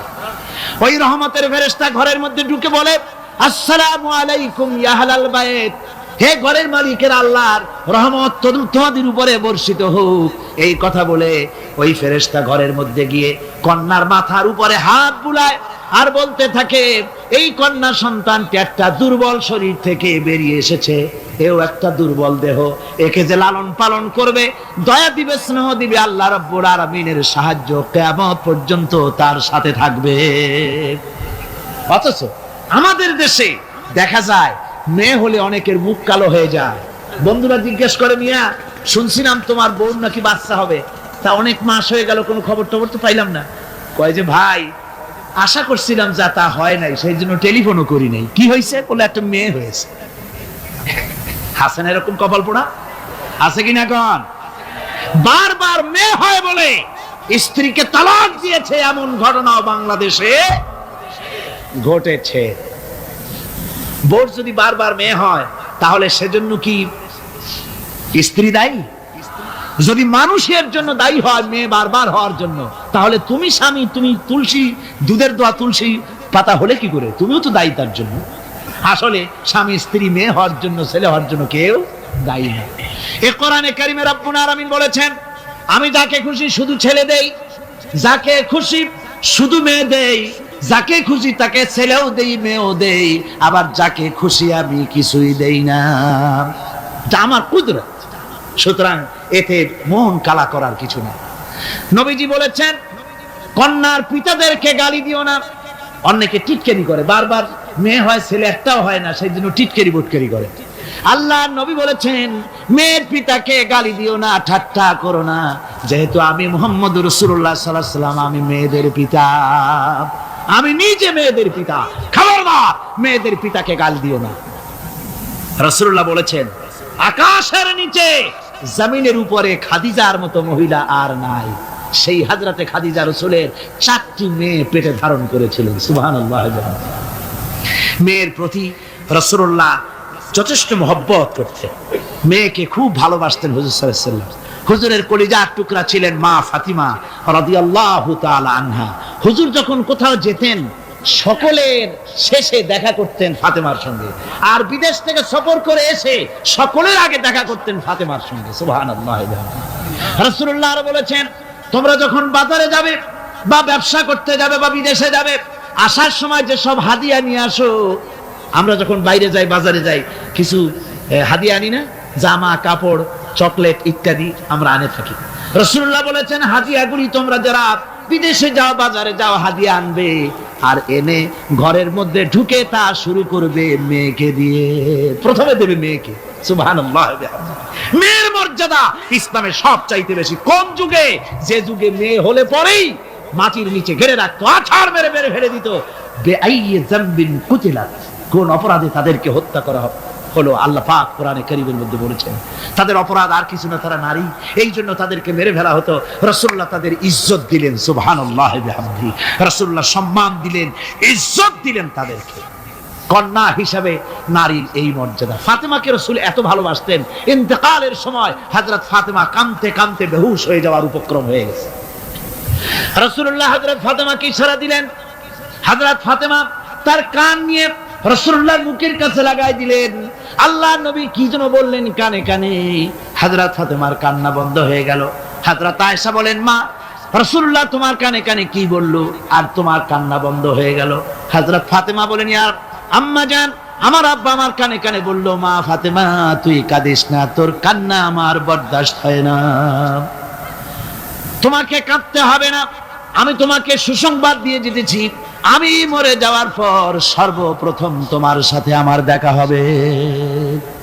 রাসূলুল্লাহর এই ভবিষ্যৎবাণী হযরত ফাতেমা বুঝতে পেরেছেন যে হুজুরের ইন্তেকালের পরে আমার বেশি দেরি হবে না, আমিও তাড়াতাড়ি হুজুরের সাথে শামিল হতে পারবো। হুজুরের ইন্তেকালের 6 মাস পরেই হযরত ফাতেমা রাদিয়াল্লাহু তাআলা আনহা ইন্তেকাল করেছিলেন। কন্যা হিসেবে নারীর মর্যাদা ইসলাম অনেক অনেক গুণে বাড়িয়ে দিয়েছে। এই কন্যা শিশু, কৈশোর, যৌবন পেরিয়ে যখন যৌবনে তার বিয়ে হয়ে যায়, আল্লাহ রাব্বুল আলামিন তখন বলেন ওয়া মিন আয়াতিহি আন খালাকা লাকুম মিন আনফুসিকুম আজওয়াজান লিতাসকুনু ইলাইহা ওয়া জাআলা বাইনাকুম মাওয়াদ্দাতান ওয়া রাহমা। আল্লাহ পাক বলেন আমার নিদর্শনের ভিতরে এটিও একটি নিদর্শন যে আমি তোমাদের থেকে তোমাদের জোড়া তৈরি করেছি, তোমাদের স্ত্রীদেরকে তৈরি করেছি, তোমাদের সাথে তোমাদের স্ত্রীর ভালোবাসা সৃষ্টি করেছি, মহব্বত সৃষ্টি করেছি। এই মহব্বত আমি আল্লাহ তৈরি করেছি। আর যখন বুড়ো হয়ে যায় মানুষ, স্বামী স্ত্রী যখন বুড়ার বুড়ি হয় তখন আর ভালোবাসা থাকে না, তখন ওই ভালোবাসা সহৃদয়তার করুণায় আমি আল্লাহ পরিণত করে দেই। বুড়ার জন্য তখন বুড়ি ছাড়া আর উপায় নাই, বুড়িরও আর বুড়া ছাড়া উপায় নাই। তখন ভালোবাসা কোনো বিশেষ কোনো লক্ষ্য নিয়ে ভালোবাসা নয়, তখন একের উপরে অন্য একদম নির্ভরশীল হয়ে পড়ে। আল্লাহ পাক বলেন এই অবস্থা আমি আল্লাহ সৃষ্টি করে দেই। সুবহানাল্লাহি বিহামদিহি। আল্লাহ পাক বলছেন নারীদের উপরে, নারীদের সাথে, স্ত্রীদের সাথে ভালো ব্যবহার করো, ভালো ব্যবহার করো। তার কোনো ব্যাপারে যদি মনটা তোমার কখনো খারাপ হয়, কোরআন শরীফের মধ্যে আল্লাহ পাক বলে দিয়েছেন পরিষ্কার করে যে কখনো তার সাথে খারাপ ব্যবহার করো না। যদি কখনো মন খারাপ হয় তাহলে চূড়ান্ত কোনো সিদ্ধান্ত নিতে যেও না, বরং তোমার জীবনে ওই স্ত্রীর অনেক অবদান আছে, সেসব কথা মনে করে এই সামান্য কিছু ভুলে যাও।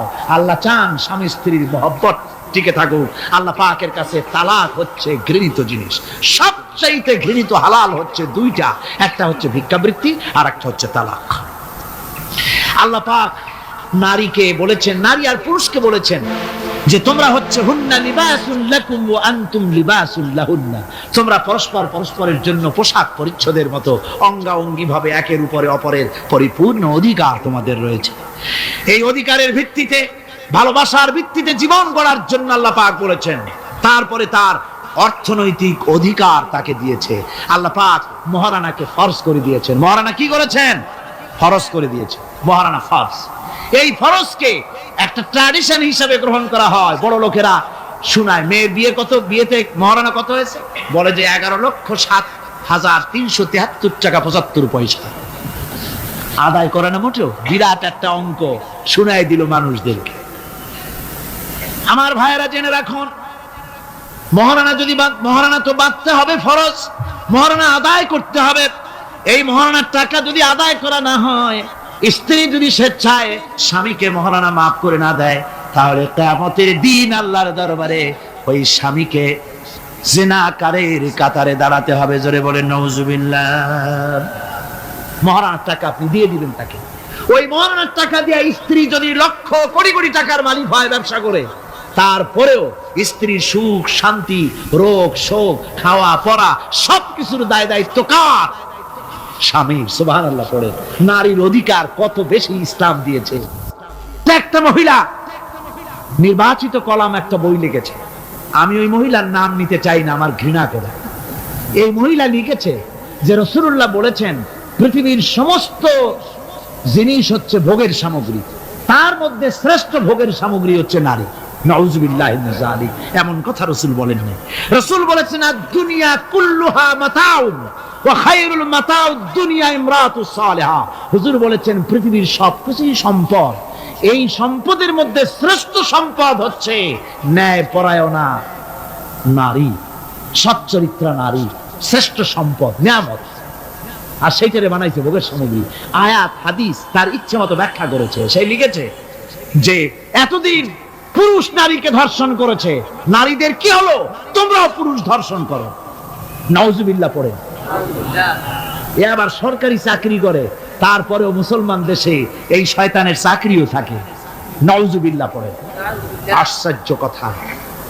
আমি জানতে পেরেছি এই মহিলা অনেকগুলি স্বামী কর্তৃক পরিত্যক্তা, সেই জন্য পুরুষের উপরে তার দারুণ ঘৃণা, পুরুষের উপরে তার দারুণ ঘৃণা, ধর্মের উপরে তার দারুণ ঘৃণা। সে এখন কমিউনিস্টদের একটা বাছাই করা একটা লাঠি, এটা দিয়ে কোরআন হাদিসের অপব্যাখ্যা করে করে এগুলি সে করে যাচ্ছে নির্বিঘ্নে। সরকার কোনো কথা বলছে না। সরকার যে কথা বলছে না, এর জবাব সরকারকে দিতে হবে, আল্লাহর কাছে দিতে হবে, কোনো সন্দেহ নাই। আল্লাহকে গালি দেওয়া হচ্ছে, নবীকে গালি দেওয়া হচ্ছে, রসুলকে গালি দেওয়া হচ্ছে, বেহেশতকে গালি দেওয়া হচ্ছে, অথচ সরকার একদম চুপচাপ। নাটকের মধ্যে আরবি পড়া নিষেধ করা হচ্ছে। আমি প্রথম দিন বলেছিলাম, কি জানি নাটকের না, বারান্দা। আচ্ছা যাই হোক, সেই নাটকের মধ্যে দেখানো হচ্ছে যে আলিফ বা তা পড়াচ্ছে মৌলবি একজন, হোক না, একটা হিন্দুর স্ত্রী, মুসলমান সে, কিন্তু বউ হিন্দু, সে হয়েছে নায়িকা। সে এসে বলছে এসব বন্ধ করো, অ ক খ পড়ো।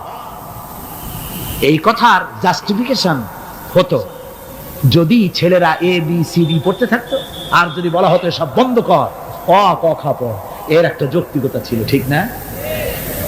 পড়তেছে আলিফ বা তা সব বন্ধ কর, তার মানে কি?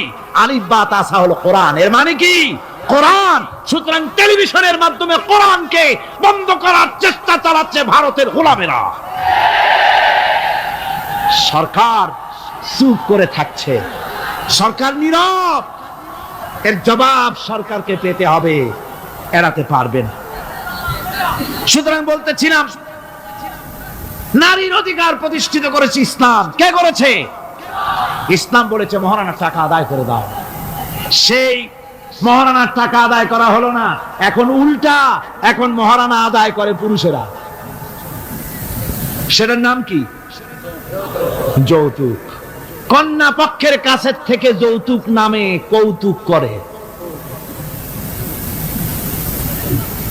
ছেলে যখন ম্যাট্রিক পাস করে তখন ছেলের পিতা এতটুকুন হা করে, যখন বিএ পাস করে এতটা করে, যখন এমএ পাস করে ছেলের বাবা তখন হাঙ্গরের মতো এতটা হা করে। যত টাকা খরচ হয়েছে মেয়ের বাপের কাছ থেকে কড়ায় গন্ডায় উসুল করে নেব। তারপরে ছেলে আর মেয়ের বিবাহ ঘটায় দেয়, মাঝখানে ওরা কি করে? হ্যাঁ, ঘটক। এই ঘটক ঘটকালি করে। অমুকের ছেলে ইঞ্জিনিয়ার, খুব ভালো ছেলে, দারুণ ভালো। বলে কত ভালো? থানায় খুব রিপোর্ট আছে, তাই দেখো। খুব ভালো ছেলে। তা কি লাগবে? কালার টেলিভিশন লাগবে 10টা,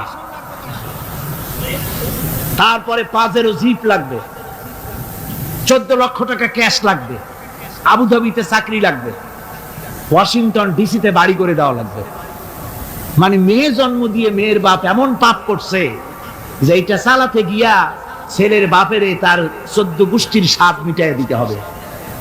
এমন ছোট লোক, এমনই ছোট লোক কন্যার পিতার কাছ থেকে চাইয়ে চাইয়ে আদায় করে নেয়। এর চাইতে ভিক্ষুক, এর চাইতে খয়রাতি, এর চাইতে ছোট লোক আর কেউ হতে পারে না। লজ্জা করা উচিত, শরম করা উচিত, মনে করা উচিত ওই লোক তো তার কলিজার টুকরাটাই আমাকে দিয়ে দিচ্ছে। 16 বছর 20 বছর লালন পালন করে কলিজার টুকরা মেয়েটাই তো আমাকে দিয়ে দিচ্ছে, আবার টেলিভিশন চাই কেন? ঘটক যা কন্ট্রাক্ট করলো যদি তার থেকে কিছু কম হয়, বিয়া ভাঙ্গে যায়, তাহলে বোঝা গেল কি মেয়ে বিয়ে করলো না টেলিভিশন বিয়ে করলো? তাহলে মেয়েটে বাদ দিয়ে টেলিভিশন কিনে তাই নিয়ে ঘুমাও। নাউজুবিল্লাহি মিন যালিক। কপাল পোড়া মুসলমান। অমুসলমান, যৌতুক মুসলমানদের জন্য দাবি করে আদায় করে নেওয়া জায়েজ নাই। আপনারা আমাকে জবাব দেন, শূকরের মাংস খাওয়া মুসলমানের জন্য কি হারাম? পায়খানা খাওয়া মুসলমানের জন্য কি হারাম? মনে রাখুন, শূকরের মাংস আর পায়খানা খাওয়া মুসলমানদের জন্য যেমন হারাম, যৌতুকের একটা সুতা দাবি করে আদায় করা ঠিক সেরকম হারাম। চিটাগং এবং চট্টগ্রামের বাইরের থেকে আগত মুসলমানেরা, আমি জিজ্ঞেস করতে চাই, যাদের ছেলে আছে যৌতুক নামের এই অপদার্থ কৌতুক মানবতার সাথে এই প্রহসন আদায় করে দাবি করে যৌতুকের টাকা গ্রহণ করার মতো শূকরের মাংস পায়খানা আপনারা খাবেন? জোরে বলেন, খাবেন? যারা ছেলের পিতা আছেন, কোরআনের মাহফিলে হাত উঁচু করে আমাকে দেখাতে হবে, কন্যা পক্ষের কাছ থেকে দাবি করে একটা সুতা আদায় করবেন না। কারা তারা? হাত উঁচু করে দেখান, হাত উঁচু করে রাখতে হবে। আলহামদুলিল্লাহ, হাত নামান, হাত নামান। আমি বলেছিলাম ছেলেদের পিতারা হাত তুলবে, কিন্তু বাচ্চা ছেলেরাও হাত তুলে ফেলেছে। অসুবিধা নাই, সব শিশুরা ঘুমিয়ে আছে। কি জানি, লক্ষ পিতা লক্ষ শিশু ঘুমিয়ে আছে। হ্যাঁ, সব শিশুদের অন্তরে। কাজে এই শিশুরাই একদিন পিতা হবে, তখন যেন আল্লাহ এই ওয়াদাটা তাদের মনে করায় দেন। জোরে কোন আমিন, জোরে বলেন আমিন। আপনাদের জানা মতে যদি যৌতুক কেউ আদায় করে টের পান, সালাম দিবেন না, তার সঙ্গে সামাজিক বয়কট করবেন, যেহেতু সে নারী নির্যাতনকারী। ঠিক কিনা বলেন? মা বোনেরা সম্মানের পাত্র, তাদেরকে বিয়ে করবেন সম্মান দিয়ে, আপনি টাকা দিয়ে বিয়ে করবেন, আপনাকে পয়সা দেওয়া হবে কেন? শ্বশুর যদি ইচ্ছে করে আপনাকে একটা কলম দেয়, শেরওয়ানি কাপড় দেয়, এই তো যথেষ্ট। আবার থালাবাটি ঘড়ি দিতে হবে, তুমি কি খয়রাতি? সম্মান থাকা উচিত, পার্সোনালিটি থাকা উচিত। শ্বশুরের টাকা দিয়ে বড়াই করবে, শ্বশুরের টাকা দিয়ে বাড়ি করবা, চাকরি করবা, লজ্জা করে না মুসলমান? নারী জাতির সম্মান আল্লাহ দিয়েছেন। কে দিয়েছেন? স্ত্রীকে রাসূলুল্লাহ কত ভালোবাসতেন। আল্লাহর নবী বলেছেন, আমার কাছে 3টা জিনিস প্রিয়, একটা হচ্ছে সুগন্ধি, একটা হচ্ছে নামাজ, আর একটা হচ্ছে স্ত্রী। সুবহানাল্লাহ, স্ত্রী আমার কাছে প্রিয়। হুজুর বলেছেন, তোমাদের মধ্যে সেই ব্যক্তি উত্তম যে ব্যক্তি তার স্ত্রীর কাছে উত্তম। আমি আমার স্ত্রীদের কাছে উত্তম ব্যক্তি। সুবহানাল্লাহ। রাসূলুল্লাহ স্ত্রীকে কত ভালোবাসতেন। বিশ্বনবী রাজনৈতিক কর্মকাণ্ড চালাচ্ছেন, যুদ্ধের দামামা বাজতেছে, চতুর্দিকে কত অশান্তি, সবকিছু চলছে, স্ত্রীর হক আদায় করতে ভুলে যাননি। রাতের বেলায় হযরত আয়েশার বয়স কম, তাকে নিয়ে রাসূলুল্লাহ একটু সুযোগ পেয়েছেন, বলছেন আয়েশা সব তো ঘুমিয়ে, চলো আমরা একটু দৌড়াই। ওই যে দূরে একটা জিনিস দেখা যায়, দৌড় দাও দেখি কে আগে যায়। দুজনে দৌড় প্রতিযোগিতা করলেন। দৌড় প্রতিযোগিতায় হযরত আয়েশা ফার্স্ট হলেন, হুজুর পিছনে পড়ে গেলেন। হযরত আয়েশা খুব আনন্দ করলেন যে আপনি কিন্তু আমার সাথে দৌড়ে পারলেন না। পরবর্তী কিছু কাল যাওয়ার পর হযরত আয়েশা বলেন, হুজুর আজকে আবার বললেন যে চলো আয়েশা একটু দৌড়াই। হযরত আয়েশা বলছেন যে সেদিনের তুলনায় আমার শরীর একটু, আমি মুটিয়ে গেছি, শরীরটি স্থূল হয়েছে, আমি আজকে দৌড়ালাম কিন্তু পারলাম না। রাসূল আগে চলে গেলেন। আমি হাঁপাতে হাঁপাতে যখন হুজুরের কাছে চলে গেছি, হুজুর তখন মুস্কি হেসে আমাকে বললেন, আয়েশা ওই সেই দিনের জবাব আজকে দিয়ে দিলাম। সুবহানাল্লাহি বিহামদিহি, সুবহানাল্লাহি বিহামদিহি। বিশ্ব নবী কত বড় আদর্শ বিশ্ব মানবতার জন্য। তিনি বলেছেন, আরাফাতের ময়দানে রাসূলুল্লাহ বলেছেন, তোমরা যেমন পড়বে তোমার স্ত্রীদেরকে তেমন পড়াবে, তোমরা যেমন খাবে তোমার স্ত্রীদেরকে তেমন খাওয়াবে। স্ট্যান্ডার্ড মেনটেন করবে। তুমি ভালো দামের কাপড় পরবে, স্ত্রীকে খারাপ দিবে তা নয়। অধিকার দুজনেরই সমান, স্বামী এবং স্ত্রী সমান অধিকার। কিন্তু আমরা তা বুঝতে পারি না, বুঝতে চাই না। আমরা অনেকে মনে করেছি বিয়ে যখন করছি তখন আমি তো নওয়াবজাদা নসরুল্লাহ খান, আর বউ তো কেনা দাসী না। সে কৃত দাসী নয়, তার মর্যাদা আছে, তার সম্মান আছে, তার সম্মান আপনাকে দিতে হবে। রাসূলুল্লাহ দিয়েছেন, আপনাকেও দিতে হবে। রান্না বান্না হতে দেরি হয়, কত গালাগালি শুনতে হয় নারীকে। আল্লাহর নবীর স্ত্রী হযরত আয়েশা বলেছেন, আল্লাহর নবী কাজ করে, মানুষের সঙ্গে কথা বলে, রাষ্ট্রীয় দায়িত্ব পালন করে ঘরের ভিতরে এসে যখন দেখেছেন রান্না হতে দেরি আছে, রাসূলুল্লাহ বিরক্ত হন নাই, ভ্রু কুঞ্চিত করেন নাই, চোখ মোটা করেন নাই, আমাকে কোনো কথা শোনান নাই, বরং আমার কাছে বসে রান্নায় আমাকে সহযোগিতা করেছেন। সুবহানাল্লাহ। এই হলো আল্লাহর রাসূল, এই হলো বিশ্ব নবী। স্ত্রীর সঙ্গে কি মহব্বত! সুবহানাল্লাহ। হুজুর মহব্বত করতেন স্ত্রীদেরকে। রাসূলুল্লাহর ঘরে দৌলত ছিল না, কিন্তু মহব্বত দিয়ে ভরা ছিল ঘরটা। হুজুরের ঘরে ফ্রিজ নাই, এসি নাই, হুজুরের ঘরে কার্পেট নাই, হুজুরের ঘরের মধ্যে জাজির নাই, তোশক নাই, বড় বড় কম্বল নাই, আরামের কোনো জিনিস নাই, মডার্ন ইকুইপমেন্টস কিচ্ছু নাই, দৌলত নাই, কিন্তু মহব্বত দিয়ে ঘরটা ভরা। হযরত আয়েশা বলেছেন, আমি পানি পান করে, যখন আমি পানি পান করে গ্লাস রেখে দিতাম, আল্লাহ নবী তখন গ্লাসের সেই জায়গায় ঠোঁট লাগাতেন যেখানে আমি ঠোঁট লাগায়া পানি পান করেছি। আমি গোশত চিবোতাম, রাসূলুল্লাহ আমার হাত থেকে গোশত টুকরা নিয়া সেই জায়গায় চিবোতেন যেখানে আমি চিবুয়েছি। সুবহানাল্লাহ।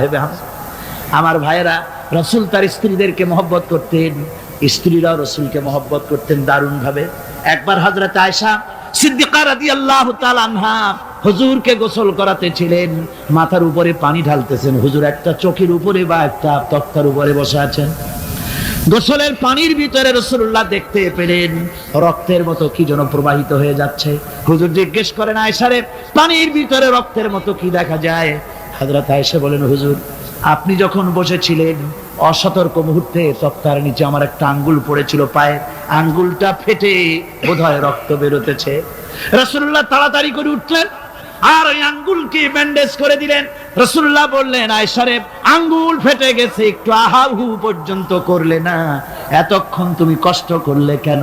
হযরত আয়েশা বলেন, ইয়া রাসূলুল্লাহ, ওটা তো একটা পায়ের আঙ্গুল। আয়েশার কলিজাটা ফেটে যদি রক্ত বেরোতো, রাসূলুল্লাহকে উঠতে বলতে আমি পারতাম না। কি মহব্বত রাসূলের সাথে! হযরত আয়েশা বলেন, হুজুর সাল্লাল্লাহু আলাইহি ওয়াসাল্লাম স্ত্রীদেরকে এত ভালোবাসতেন, আমাদের ঘরে গোশত টোস্ত তেমন রান্না বান্না খুব কম হতো। গোশত রান্না হবে কি? মাসের পর মাস চলে গেছে, রাসূলের বাড়িতে হুজুর স্ত্রীরা বলেছেন আমাদের ঘরে চুলায় আগুন জ্বলে নাই, একটু শুকনা রুটি, একটু শুকনা খেজুর আর একটু পানি খেয়ে আমাদের জীবন চলেছে, এরকমের অবস্থা হয়েছে। তারপরে এই অবস্থা চলেছে, এর মধ্যে যদি কখনো একটু গোশত আসছে, হুজুর যখন ছাগল ইত্যাদি ছাগল দুম্বা জবাও করেছেন, এই দুম্বার গোশত নিয়ে ছাগলের গোশত নিয়ে রাসূলুল্লাহ নিজে বেরোতেন। হযরত খাদিজার বান্ধবী কোথায় আছে খুঁজে ওই বান্ধবীর কাছে গোশত পৌঁছে দিয়ে আসতে। হযরত আয়েশা বলেন, একদিন আমার ঘুম ভেঙে গেল, দেখি হুজুর আমার কাছে নাই, গেলেন কোথায়? খুঁজতে খুঁজতে যায় দেখি মসজিদে নববীর ভিতরে হুজুর হাত তুলে বসে আছেন, মোনাজাত করতেছেন। আমি পেছনে গিয়ে হাত তুললাম, আমি শুনতে পাচ্ছি নবীজি দোয়া করছেন রব্বুল আলামিন কিয়ামতের ময়দানে যেদিন সন্তান তার পিতাকে ভুলে যাবে, মা তার সন্তানকে হারায় ফেলবে, ওই কঠিন হাসরের ময়দানে আমি যেন আমার খাদিজাকে হারাইয়া না যাই। মুনাজাতের শেষে হযরত আয়েশা বলেন, ইয়া রাসূলুল্লাহ, খাদিজার কথা আপনার এত কেন বারবার মনে পড়ে? একটা বুড়িরে বিয়ে করেছিলেন 25 বছর বয়সের সময়, 40 বছর বুড়ি, তার কথা কেন এত মহব্বত আপনার মনে পড়ে?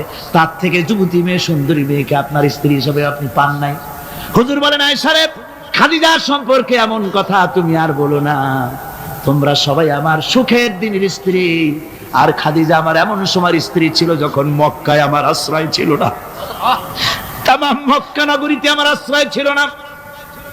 খাদিজার সঞ্চিত সমস্ত ধনরাশি ইসলাম কবুল করার পর দুহাতে খাদিজা বিতরণ করে দিয়েছে। হযরত আয়েশা বলেন, হুজুর আমার গোস্তাকি মাফ করে দেন, আমি আর এরকম বলবো না, তবে খাদিজা সম্পর্কে আমার কিছু একটু শুনান। হুজুর বলেন, আয়েশা রে শোনো, গভীর রাত, যত রাত হোক না কেন ইসলামের দাওয়াত দিয়ে দিয়ে গভীর রাত্রে আমি যখন বাসায় ফিরেছি, ঘরে এসেছি, দরজায় একটা মাত্র ডাক দিয়েছি, খাদিজা, অমনি দরজা খুলে গেছে। আমি জিজ্ঞেস করেছি, খাদিজা রে, যত রাত্রে আসলাম, যতবার আসলাম, একটা ডাকের বেশি লাগলো না, তুমি কি ঘুমাও না? হযরতে খাদিজা বলেছেন, ইয়া রাসূলুল্লাহ, আমার মনের ভিতরে ভয় থাকে, আল্লাহর রাসূল দ্বীনের খেদমতে বাইরে আছেন, আমি যদি আরামে বিছানায় ঘুমায় থাকি আর নবীজি দরজার কাছে দাঁড়ায় আমারে ডাকাডাকি করবেন, উঠতে যদি দেরি হয়ে যায় নবীজির সঙ্গে বেয়াদবি হয়ে যাবে, এই মনে করে আপনি না আসা পর্যন্ত দরজার সাথে পিঠ লাগাই আমি দাঁড়াইয়া দাঁড়াইয়া ঘুমাই। আমার ভাইরা, হযরতে খাদিজার ইজ্জত স্বয়ং আল্লাহ দিয়েছেন। কে দিয়েছেন? হাদিস শরীফে এসেছে, রাসূলুল্লাহ জাবালে নূরে বসা, গারে হেরার ভিতরে বসা, হযরতে জিবরাইল রাসূলুল্লাহর সঙ্গে কথা বলতেছেন। একটু পরে হযরতে জিবরাইল বলেন, ইয়া রাসূলুল্লাহ, আমি আর এখানে বসবো না, আমি এখন চলছি, আমি দেখতে পাচ্ছি খাদিজা আসতেছে আপনার জন্য খাবার নিয়ে। খাদিজা যখন আপনার কাছে পৌঁছে যাবে, আপনি খাদিজাকে শোনায় দিবেন আল্লাহ রাব্বুল আলামিন খাদিজাকে সালাম জানাইছে। সুবহানাল্লাহ। রাসূলুল্লাহর কাছে হযরতে খাদিজা যখন আসলেন, হুজুর বললেন, খাদিজা, আজকে তোমার জন্য দারুণ সুখবর। বলে কি? বলে আল্লাহ পাক, জিবরাইল কেবল উঠে গেল আমার কাছ থেকে, জিবরাইল বলে গেল আল্লাহ তোমাকে সালাম বলেছে। হযরত খাদিজা কেঁদে ফেললেন, বললেন, ইয়া রাসূলুল্লাহ, আমার নারী জন্ম সার্থক, আল্লাহ আমাকে সালাম বলেছে, এর জবাব কেমনে দিতে হয় হুজুর আমি তো জানি না, আপনি আমার পক্ষ থেকে আল্লাহর সালাম কিভাবে দেওয়া লাগে আপনি দিয়ে দিন, আমি তো বুঝি না কেমনে আল্লাহর সালামের জবাব দেব। হুজুর বললেন, খাদিজা, শুধু আল্লাহ নয়, জিবরাইলও তোমাকে সালাম বলে গেছে। হযরতে খাদিজা বললেন, হযরত জিবরাইলকে আমার সালামের জবাবটা ওয়া আলাইকুমুস সালাম বলেন। হযরত খাদিজার এই মর্যাদা ছিল। আমার ভাইরা, রাসূল পাক সাল্লাল্লাহু আলাইহি ওয়াসাল্লাম এভাবে মহব্বত করেছেন স্ত্রীদেরকে। সুতরাং স্বামী স্ত্রীর মহব্বত আল্লাহর জান্নাতি নিয়ামত। কি নিয়ামত? যে ঘরের মধ্যে স্বামী স্ত্রীর মধ্যে মিল মহব্বত আছে, এটা বেহেশতের মতো, আর যেখানে মিল মহব্বত নাই, এটা জাহান্নামের মতো। ঠিক কি? সুতরাং মহব্বত করুন, বেশি বেশি স্যাক্রিফাইস করুন, বেশি বেশি স্যাক্রিফাইস করুন। নারীদের ব্যাপারে বলা হয়েছে, পুরুষকে বলা হয়েছে অধিকার আদায় করো, সব ব্যাপারে সমান অধিকার, কিন্তু নারীকে একটা ব্যাপারে বলা হয়েছে, নারী শোনো, পুরুষের মর্যাদা তোমার চাইতে আল্লাহ রাব্বুল আলামিন বেশি দিয়েছেন। আর রিজালু কাওয়ামুনা আলান নিসা, নারীদের উপরে পুরুষের প্রাধান্য আল্লাহ পাক দান করেছেন। একদিন একজন সাহাবী বলেছিলেন, ইয়া রাসূলুল্লাহ, জঙ্গলি উট দেখলাম আপনার পায়ের উপরে সেজদায় পড়ে গেল, আপনি যদি আমাদেরকে অনুমতি দিতেন না আপনাকে আমরা সেজদা করতাম। আল্লাহ নবী বললেন, মানুষ মানুষকে সেজদা করা এ পারমিশন যদি আমি দিতাম, তাহলে দুনিয়ার সমস্ত স্ত্রীদেরকে বলতাম তারা যেন তাদের স্বামীকে সেজদা দেয়। স্বামীর মর্যাদা এখানে বেশি। সুতরাং অধিকার সমান, কোনো সন্দেহ নাই, কিন্তু স্বামীর একটা আলাদা মর্যাদা আছে, সেই সম্মানও তাকে দিতে হবে। এরপরে এই সমান অধিকারের ভিত্তিতে স্বামী স্ত্রী চলতে থাকে, মাঝখানে আল্লাহ পাক তাদেরকে সন্তান দান করেন। আল্লাহ তাদেরকে, নারীকে লেখাপড়ার অধিকার দিয়েছেন, ইসলাম তাকে লেখাপড়ার অধিকার দিয়েছে, শিক্ষার অধিকার দিয়েছে। হযরত আয়েশা সিদ্দিকা রাদিয়াল্লাহু তাআলা আনহা শিক্ষয়িত্রী ছিলেন, হাফেজা ছিলেন, হাদিসের হাফেজা ছিলেন, কোরআনের হাফেজা ছিলেন, হাজার হাজার সাহাবায়ে কেরামদের তিনি ওস্তাদ ছিলেন। সুবহানাল্লাহ বলেন। নারীদের ব্যাপারে অধিকাংশ মাসালা হযরত আয়েশা সিদ্দিকা রাদিয়াল্লাহু তাআলা আনহার অবদান। সুবহানাল্লাহ। নারী যুদ্ধ করেছে, যুদ্ধের ময়দানে নারীর অধিকার আছে। নারী চাকরি করতে পারবে, নারী ব্যবসা করতে পারবে, নারী লেখাপড়া করতে পারবে, নারী সেনাবাহিনীতে যেতে পারবে, নারী সব করতে পারবে, কিন্তু পর্দার মাধ্যমে। কিসের মাধ্যমে? স্বামী এবং পুরুষ এবং স্ত্রী, পুরুষ এবং নারী মাঝখানে একটা পর্দা থাকতে হবে। সে কথা একটু পরে বলছি। এবার এই বধূ কিছুদিন পর মা হয়ে গেল। কি হয়ে গেল? মা হয়ে গেল। মা যখন হয়ে গেল, মর্যাদা আরো এক ধাপ বেড়ে গেল। আল্লাহ রাব্বুল আলামিন মায়ের মর্যাদা বেশি করে দিলেন। আল্লাহ পাক কোরআনে কারীমের মধ্যে বলেন, ওয়াসাইনাল ইনসানা বিওয়ালিদাইহি ইহসানা হামালাতুহু উম্মুহু কুরহাম ওয়া ওয়াদাআতুহু কুরহাম ওয়া হামলুহু ওয়া ফিসালুহু 30 শাহরা। আমি পৃথিবীর সমস্ত মানুষকে উপদেশ দিয়েছি, তোমরা তোমাদের মায়ের প্রতি সম্মান করো, ihsan করো। তোমার মা তোমাকে গর্ভধারণ করেছে অত্যন্ত কষ্টের সাথে, আর ডেলিভারিও করেছে কষ্টের সাথে। খবরদার মায়ের সাথে বেয়াদবি করো না। কে বলেছেন? আল্লাহ পাক বলেছেন মায়ের ihsan করো। আল্লাহ রাব্বুল আলামিন মা বাবার জন্য দোয়া করতে বললেন। আল্লাহ পাক বলেন, মা বাবার সামনে যেন কখনো মাথায় ঝাঁকি দিয়া চোখটা মোটা করে মা বাবার সঙ্গে কথা বলো না। ওয়াকুল লাহুমা কাওলান কারীমা। মা বাবার সঙ্গে যখন কথা বলবে, সম্মান সূচক কথা বলবে। আর মা বাবার জন্য আমার কাছে দোয়া কর। কে শিখায়? আল্লাহ। কে শিখান? আল্লাহ বলছেন, বান্দারে তোর মা বাবার জন্য আমার কাছে দোয়া করবি। রব্বিরহামহুমা কামা রাব্বায়ানি সাগীরা। জোরে সোরে পড়েন, রব্বিরহামহুমা কামা রাব্বায়ানি সাগীরা। আয় আল্লাহ, আমার মা বাপ যেমন আমাকে স্নেহ করে লালন পালন করেছে আমার ছোটবেলায়, তুমি আমার মা বাপকে তোমার রহমতের কোলে লালন পালন করো। কে শিখায়? আল্লাহ পাক শিখিয়ে দিচ্ছেন। আমার ভাইরা, ইয়েমেন থেকে একজন লোক এসেছে, হাদিস, ইয়েমেন থেকে একজন লোক এসেছে হুজুরের সামনে, তার বুড়ি মা সাথে। বলছে, হুজুর, এই অচল বুড়ি মা, হাঁটতে পারে না, চলতে পারে না, এই আমার মা। এরে ঘাড়ে করিয়া আমি ওকুফে আরাফা করেছি, একে নিয়ে মিনা মুজদালিফা করেছি, রমি করেছি, একে নিয়ে আমি সাফা মারওয়া সাই করেছি। এই মাকে ঘাড়ে করে আমি আল্লাহর ঘর তাওয়াফ করেছি, হজের সব কাজ মায়ের ঘাড়ে করে করছি। আল্লাহর নবী, আমি কি আমার মায়ের হক আদায় করতে পেরেছি? হুজুর বললেন, না, আদায় হয়নি, মায়ের হক আদায় হয় নাই। অর্থাৎ বুকের চামড়া দিয়ে মায়ের পায়ের যদি স্যান্ডেল তৈরি করে দেওয়া হয়, এক ফোঁটা দুধের হক আদায় হবে না। সেই মায়ের সঙ্গে নাফরমানি হচ্ছে, বেয়াদবি হচ্ছে, বউয়ের কথার মতো মায়ের সাথে দুর্ব্যবহার করা হচ্ছে। আমার দেশেগুলি হচ্ছে, হচ্ছে না? হচ্ছে। মা কোথায় পড়ে আছে কোনো খোঁজ নাই, খবর নাই। তার জন্য কোনো ভালো খাবার ব্যবস্থা, কাপড় চোপড় নাই। বন্ধুদের জন্য সব আছে, মায়ের জন্য নাই, বাপের জন্য নাই। মা তো বুড়ি হয়ে গেছে, এখন আর মা নাই।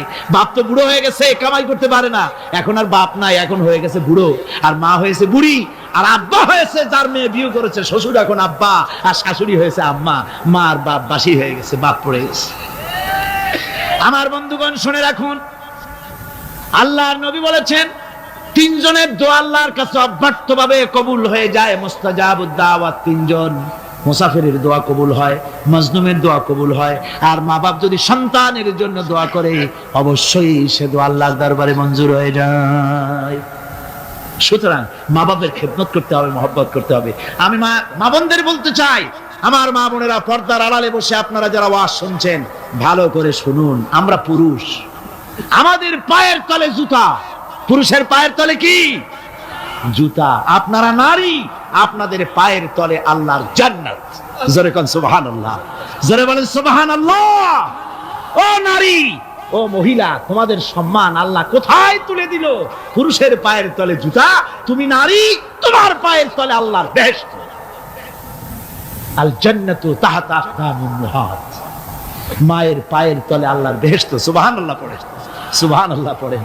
আল্লাহ রাসূল বলেছেন, মা বাপ যদি, বুখারী শরীফের হাদিস, মা বাপ যদি অসন্তুষ্ট হয়, আল্লাহ অসন্তুষ্ট হয়ে যান।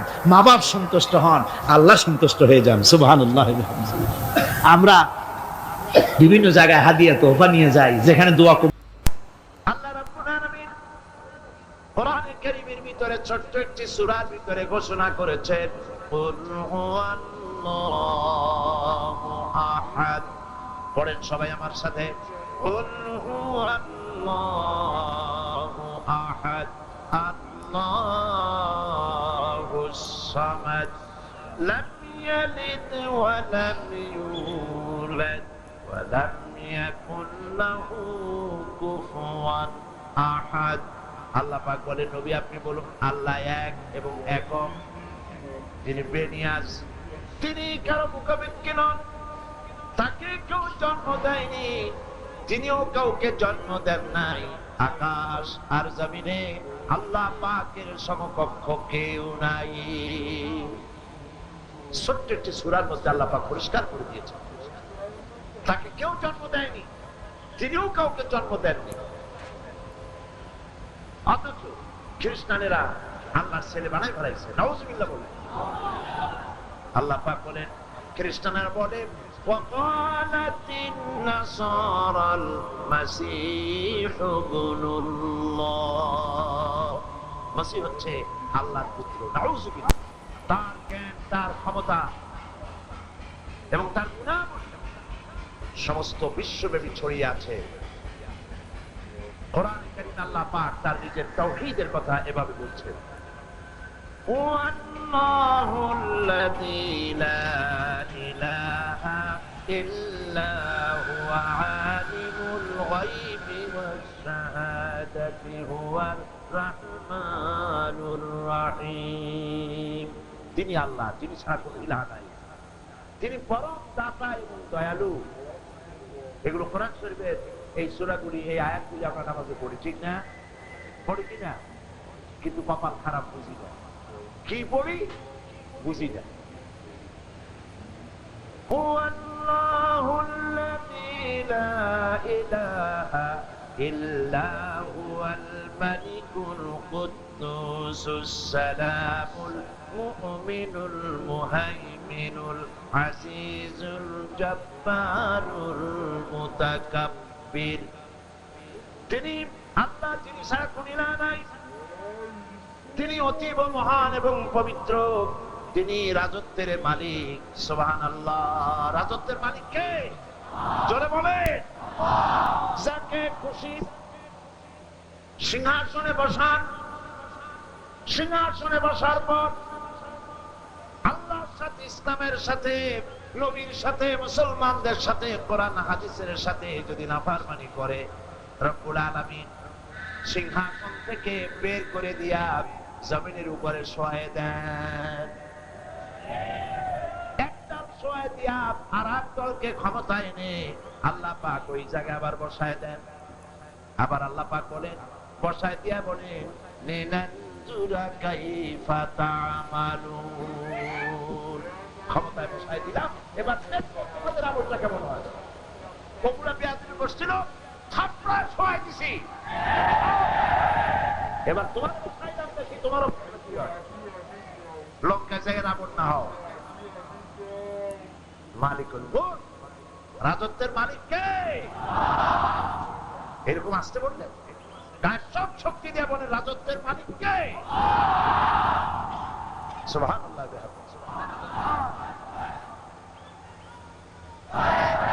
তিনি অতীব পবিত্র, মহান, তিনি শান্তির ধারক। আসসালাম, শান্তির ধারক। আর মুমিন, নিরাপত্তার আধার। তোমরা শান্তি শান্তি করিয়া মরলেও পাবে না। বিদেশ দিয়া জন্মের মতো শান্তির ডিগ্রি ভ্যানিটি ব্যাগ ঘুরিয়া নিয়ে আসো, শান্তি দেশে তো দূরের কথা, ঘরে হবে না। শান্তির মালিককে চিল্লায় করো, শান্তির মালিক তিনি, নিরাপত্তার মালিককে।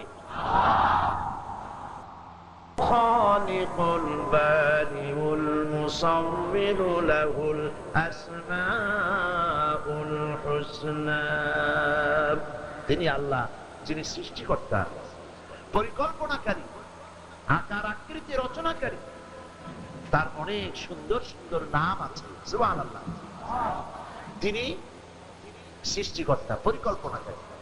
মানুষ যত পরিকল্পনা করে পরি চলে যায়, থাকে কল্পনা। মূল পরিকল্পনাকারীকে আল্লাহ পাক, আকৃতি প্রদানকারী। আল্লাযী খালাকাকা ফাসাওয়াকা ফাআদালা ফি আইয়ি সূরাতিন মা শাআ রাক্কাবা। যেমন খুশি তেমন আকৃতি দেন। কি সুন্দর নাক বানাইছে আল্লাহ, সুবহানাল্লাহ বলেন। কি সুন্দর দুইটা চোখ দিয়েছে আল্লাহ, সুবহানাল্লাহ।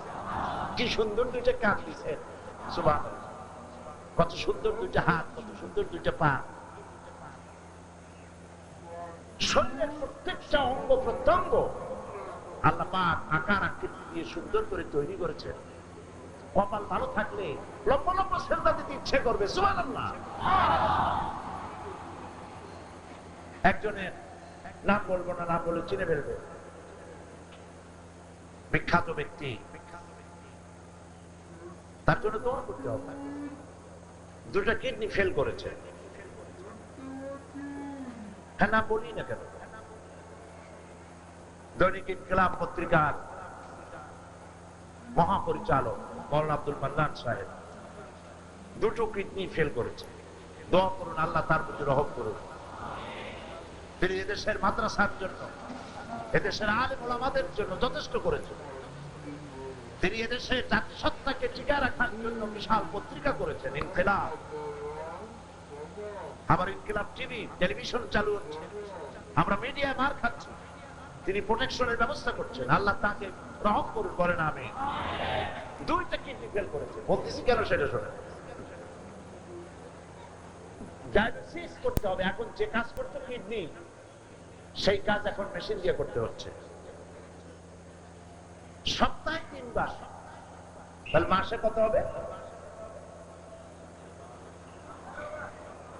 দেখছেন অঙ্কে কত পাকা। কয় সপ্তাহে মাস হবে? 4 সপ্তাহে। তাহলে সপ্তাহ হলো 3, 3 12 বার। 12 বার ডায়ালিসিস করতে হচ্ছে। একবার ডায়ালিসিসে খরচ হচ্ছে 4000 টাকা, 4-5 এরকম। তাহলে 4 বার 36,000 টাকা। আর আনুষঙ্গিক আরো কিছু আছে, অন্তত 40,000 টাকা প্রতি মাসে খরচ হচ্ছে। এটা যখন আমি শুনলাম, আমার আল্লাহর ভয় মাথা নত হয়ে আসলো, সুবহানাল্লাহ। আমার বয়স এখন 61 বছর। যার বয়স 60 বছর 70 বছর হয়ে গেছে, ডায়ালিসিস শুরু হয়ে গেছে। যদি এই ডাক্তাররা যে ভাড়াটা নিচ্ছে, এই ভাড়াটা যদি আল্লাহ চাইতেন প্রতি মাসে 40,000 টাকা কিডনি ভাড়া, প্রতি মাসে 40,000, 14 গোষ্ঠী বিক্রি করলেও তো কিডনি ভাড়া দিতে পারতাম না, ঠিক কিনা? সুবহানাল্লাহ। আল্লাহকে বলি, আল্লাহ যাদের কিডনি খারাপ হয়েছে ভালো বানায় দাও।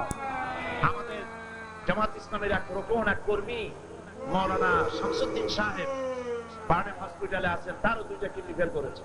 দোয়া করুন আল্লাহ গুলো ভালো করে দেন। আর আমাদের যাদের ভালো আছে, আল্লাহ তুমি যত নিয়ামত আমাদের শরীরে দিছো, মৃত্যু পর্যন্ত দয়া করে ভালো রাখো, এর একটাও তুমি নষ্ট করে দিও না। আল্লাহ পাক বলছে, আমি আকৃতিতে সৃষ্টি করি, পরিকল্পনা করি, আকৃতিতে। সুবহানাল্লাহ। সেই আল্লাহরে বাদ দিয়া ভাই যাও কই? কোথায় দৌড়া? কার? يسبح له ما في السماوات والأرض وهو العزيز الحكيم আসমান ও জমিনে যা কিছু আছে সব তার প্রশংসা করছে, একমাত্র তোমরাই করো না। আরে তোমরাই করছো। আল্লাহ রাব্বুল আলামিন আকাশ এবং জমিনে যা তিনি সৃষ্টি করেছেন সব তার ইবাদত করে, তারই জিকির করে, তারই তাসবিহ পড়ে।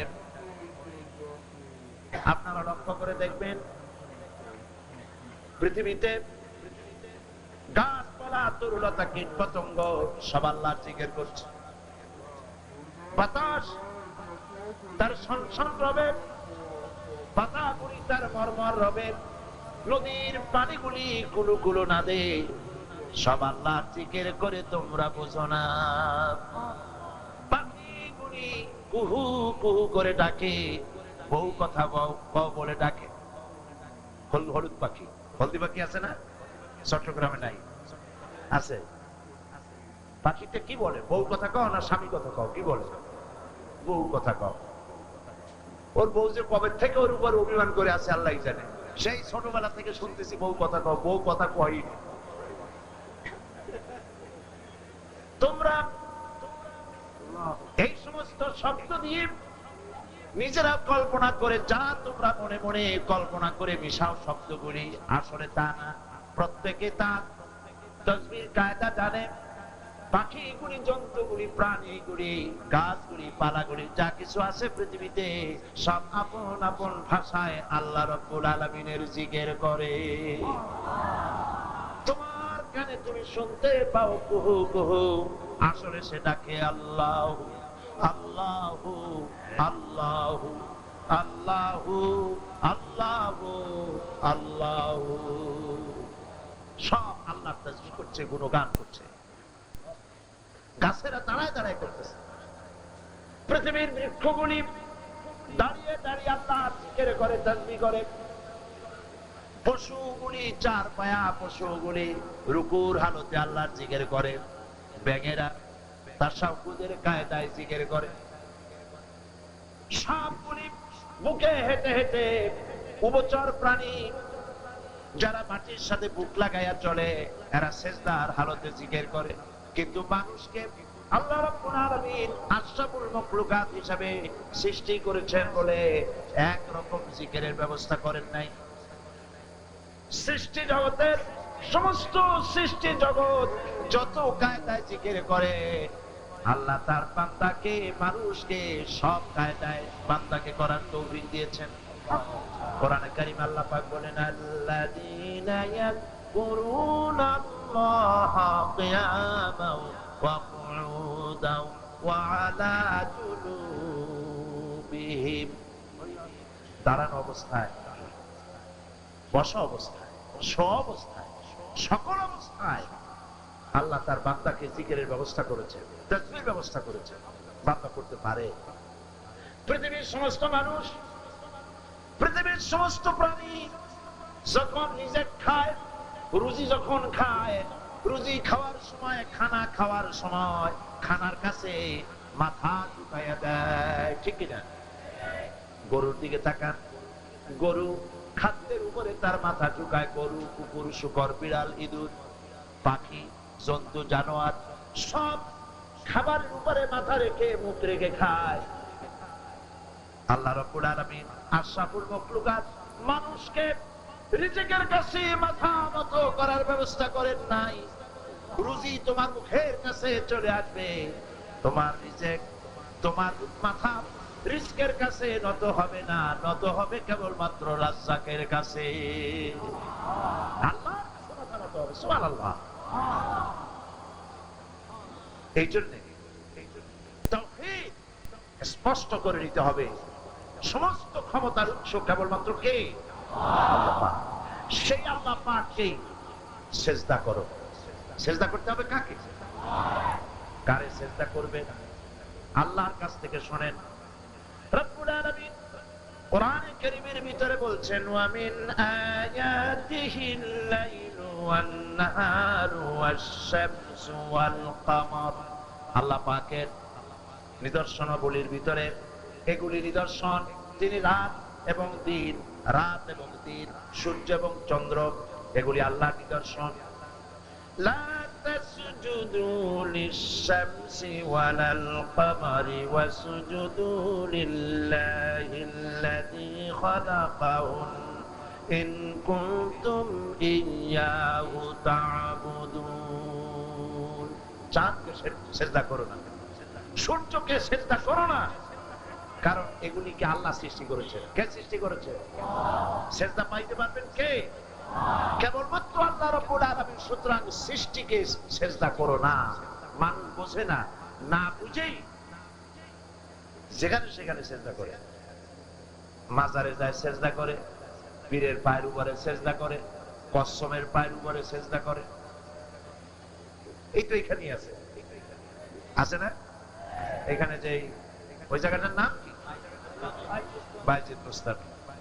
তিনি এখানে আসছেন কিনা তার ঐতিহাসিক কোন তথ্য আছে কিনা আমার জানা নাই। আসলেও আসতে পারেন, নাও আসতে পারেন, এটা বিষয় না। আমার নিজের চোখে দেখছি মানুষেরা, মুসলমান, কসমের পায়ে হাত দিয়ে চুমা খাইতেছে। নাউজুবিল্লাহ। হায় রে কপাল। মানুষ যখন আল্লাহরে ছাড়িয়া দেয়, আল্লাহ কোন জায়গায় নেয় দেখেন, কোথায় নিয়ে গেছে।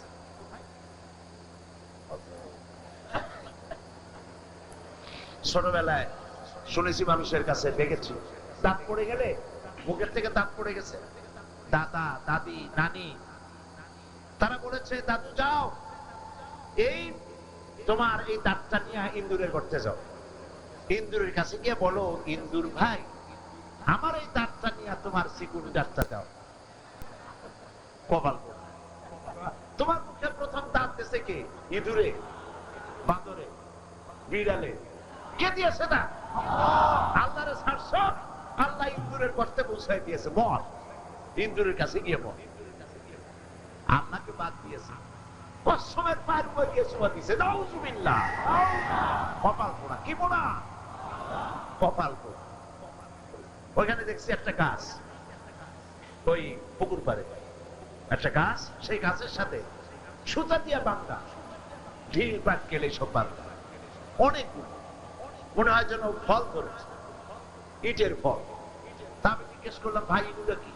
এগুলো অনেক দম্পতি স্বামী স্ত্রী এসে বাঁধতে ধুয়ে গেছে। কেন?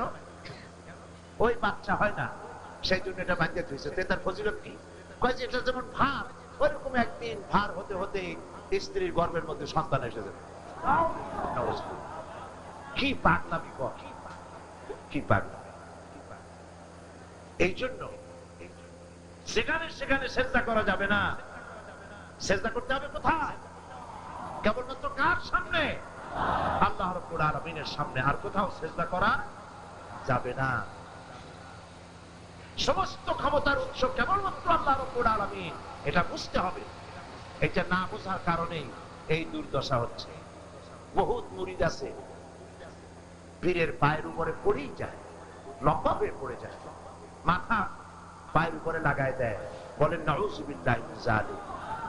আমি বারবার বলেছি, যতবার আসছি চট্টগ্রামে বারবার বলেছি, মৃত্যু পর্যন্ত বলতে থাকবো, যদি আল্লাহ তৌফিক দেন। খবরদার কোন মানুষের পায়ে সেজদা দিবেন না, চন্দ্র সূর্যকে সেজদা দিবেন না, কবরের কাছে সেজদা দিবেন না, কবরের কাছে যায় কিছু চাবেন না। চাবেন কোথায়? কোথায় চাইবেন? কেবলমাত্র আল্লাহ পাকের কাছে। আর কারো কাছে কিছু চায় কোনো লাভ নাই।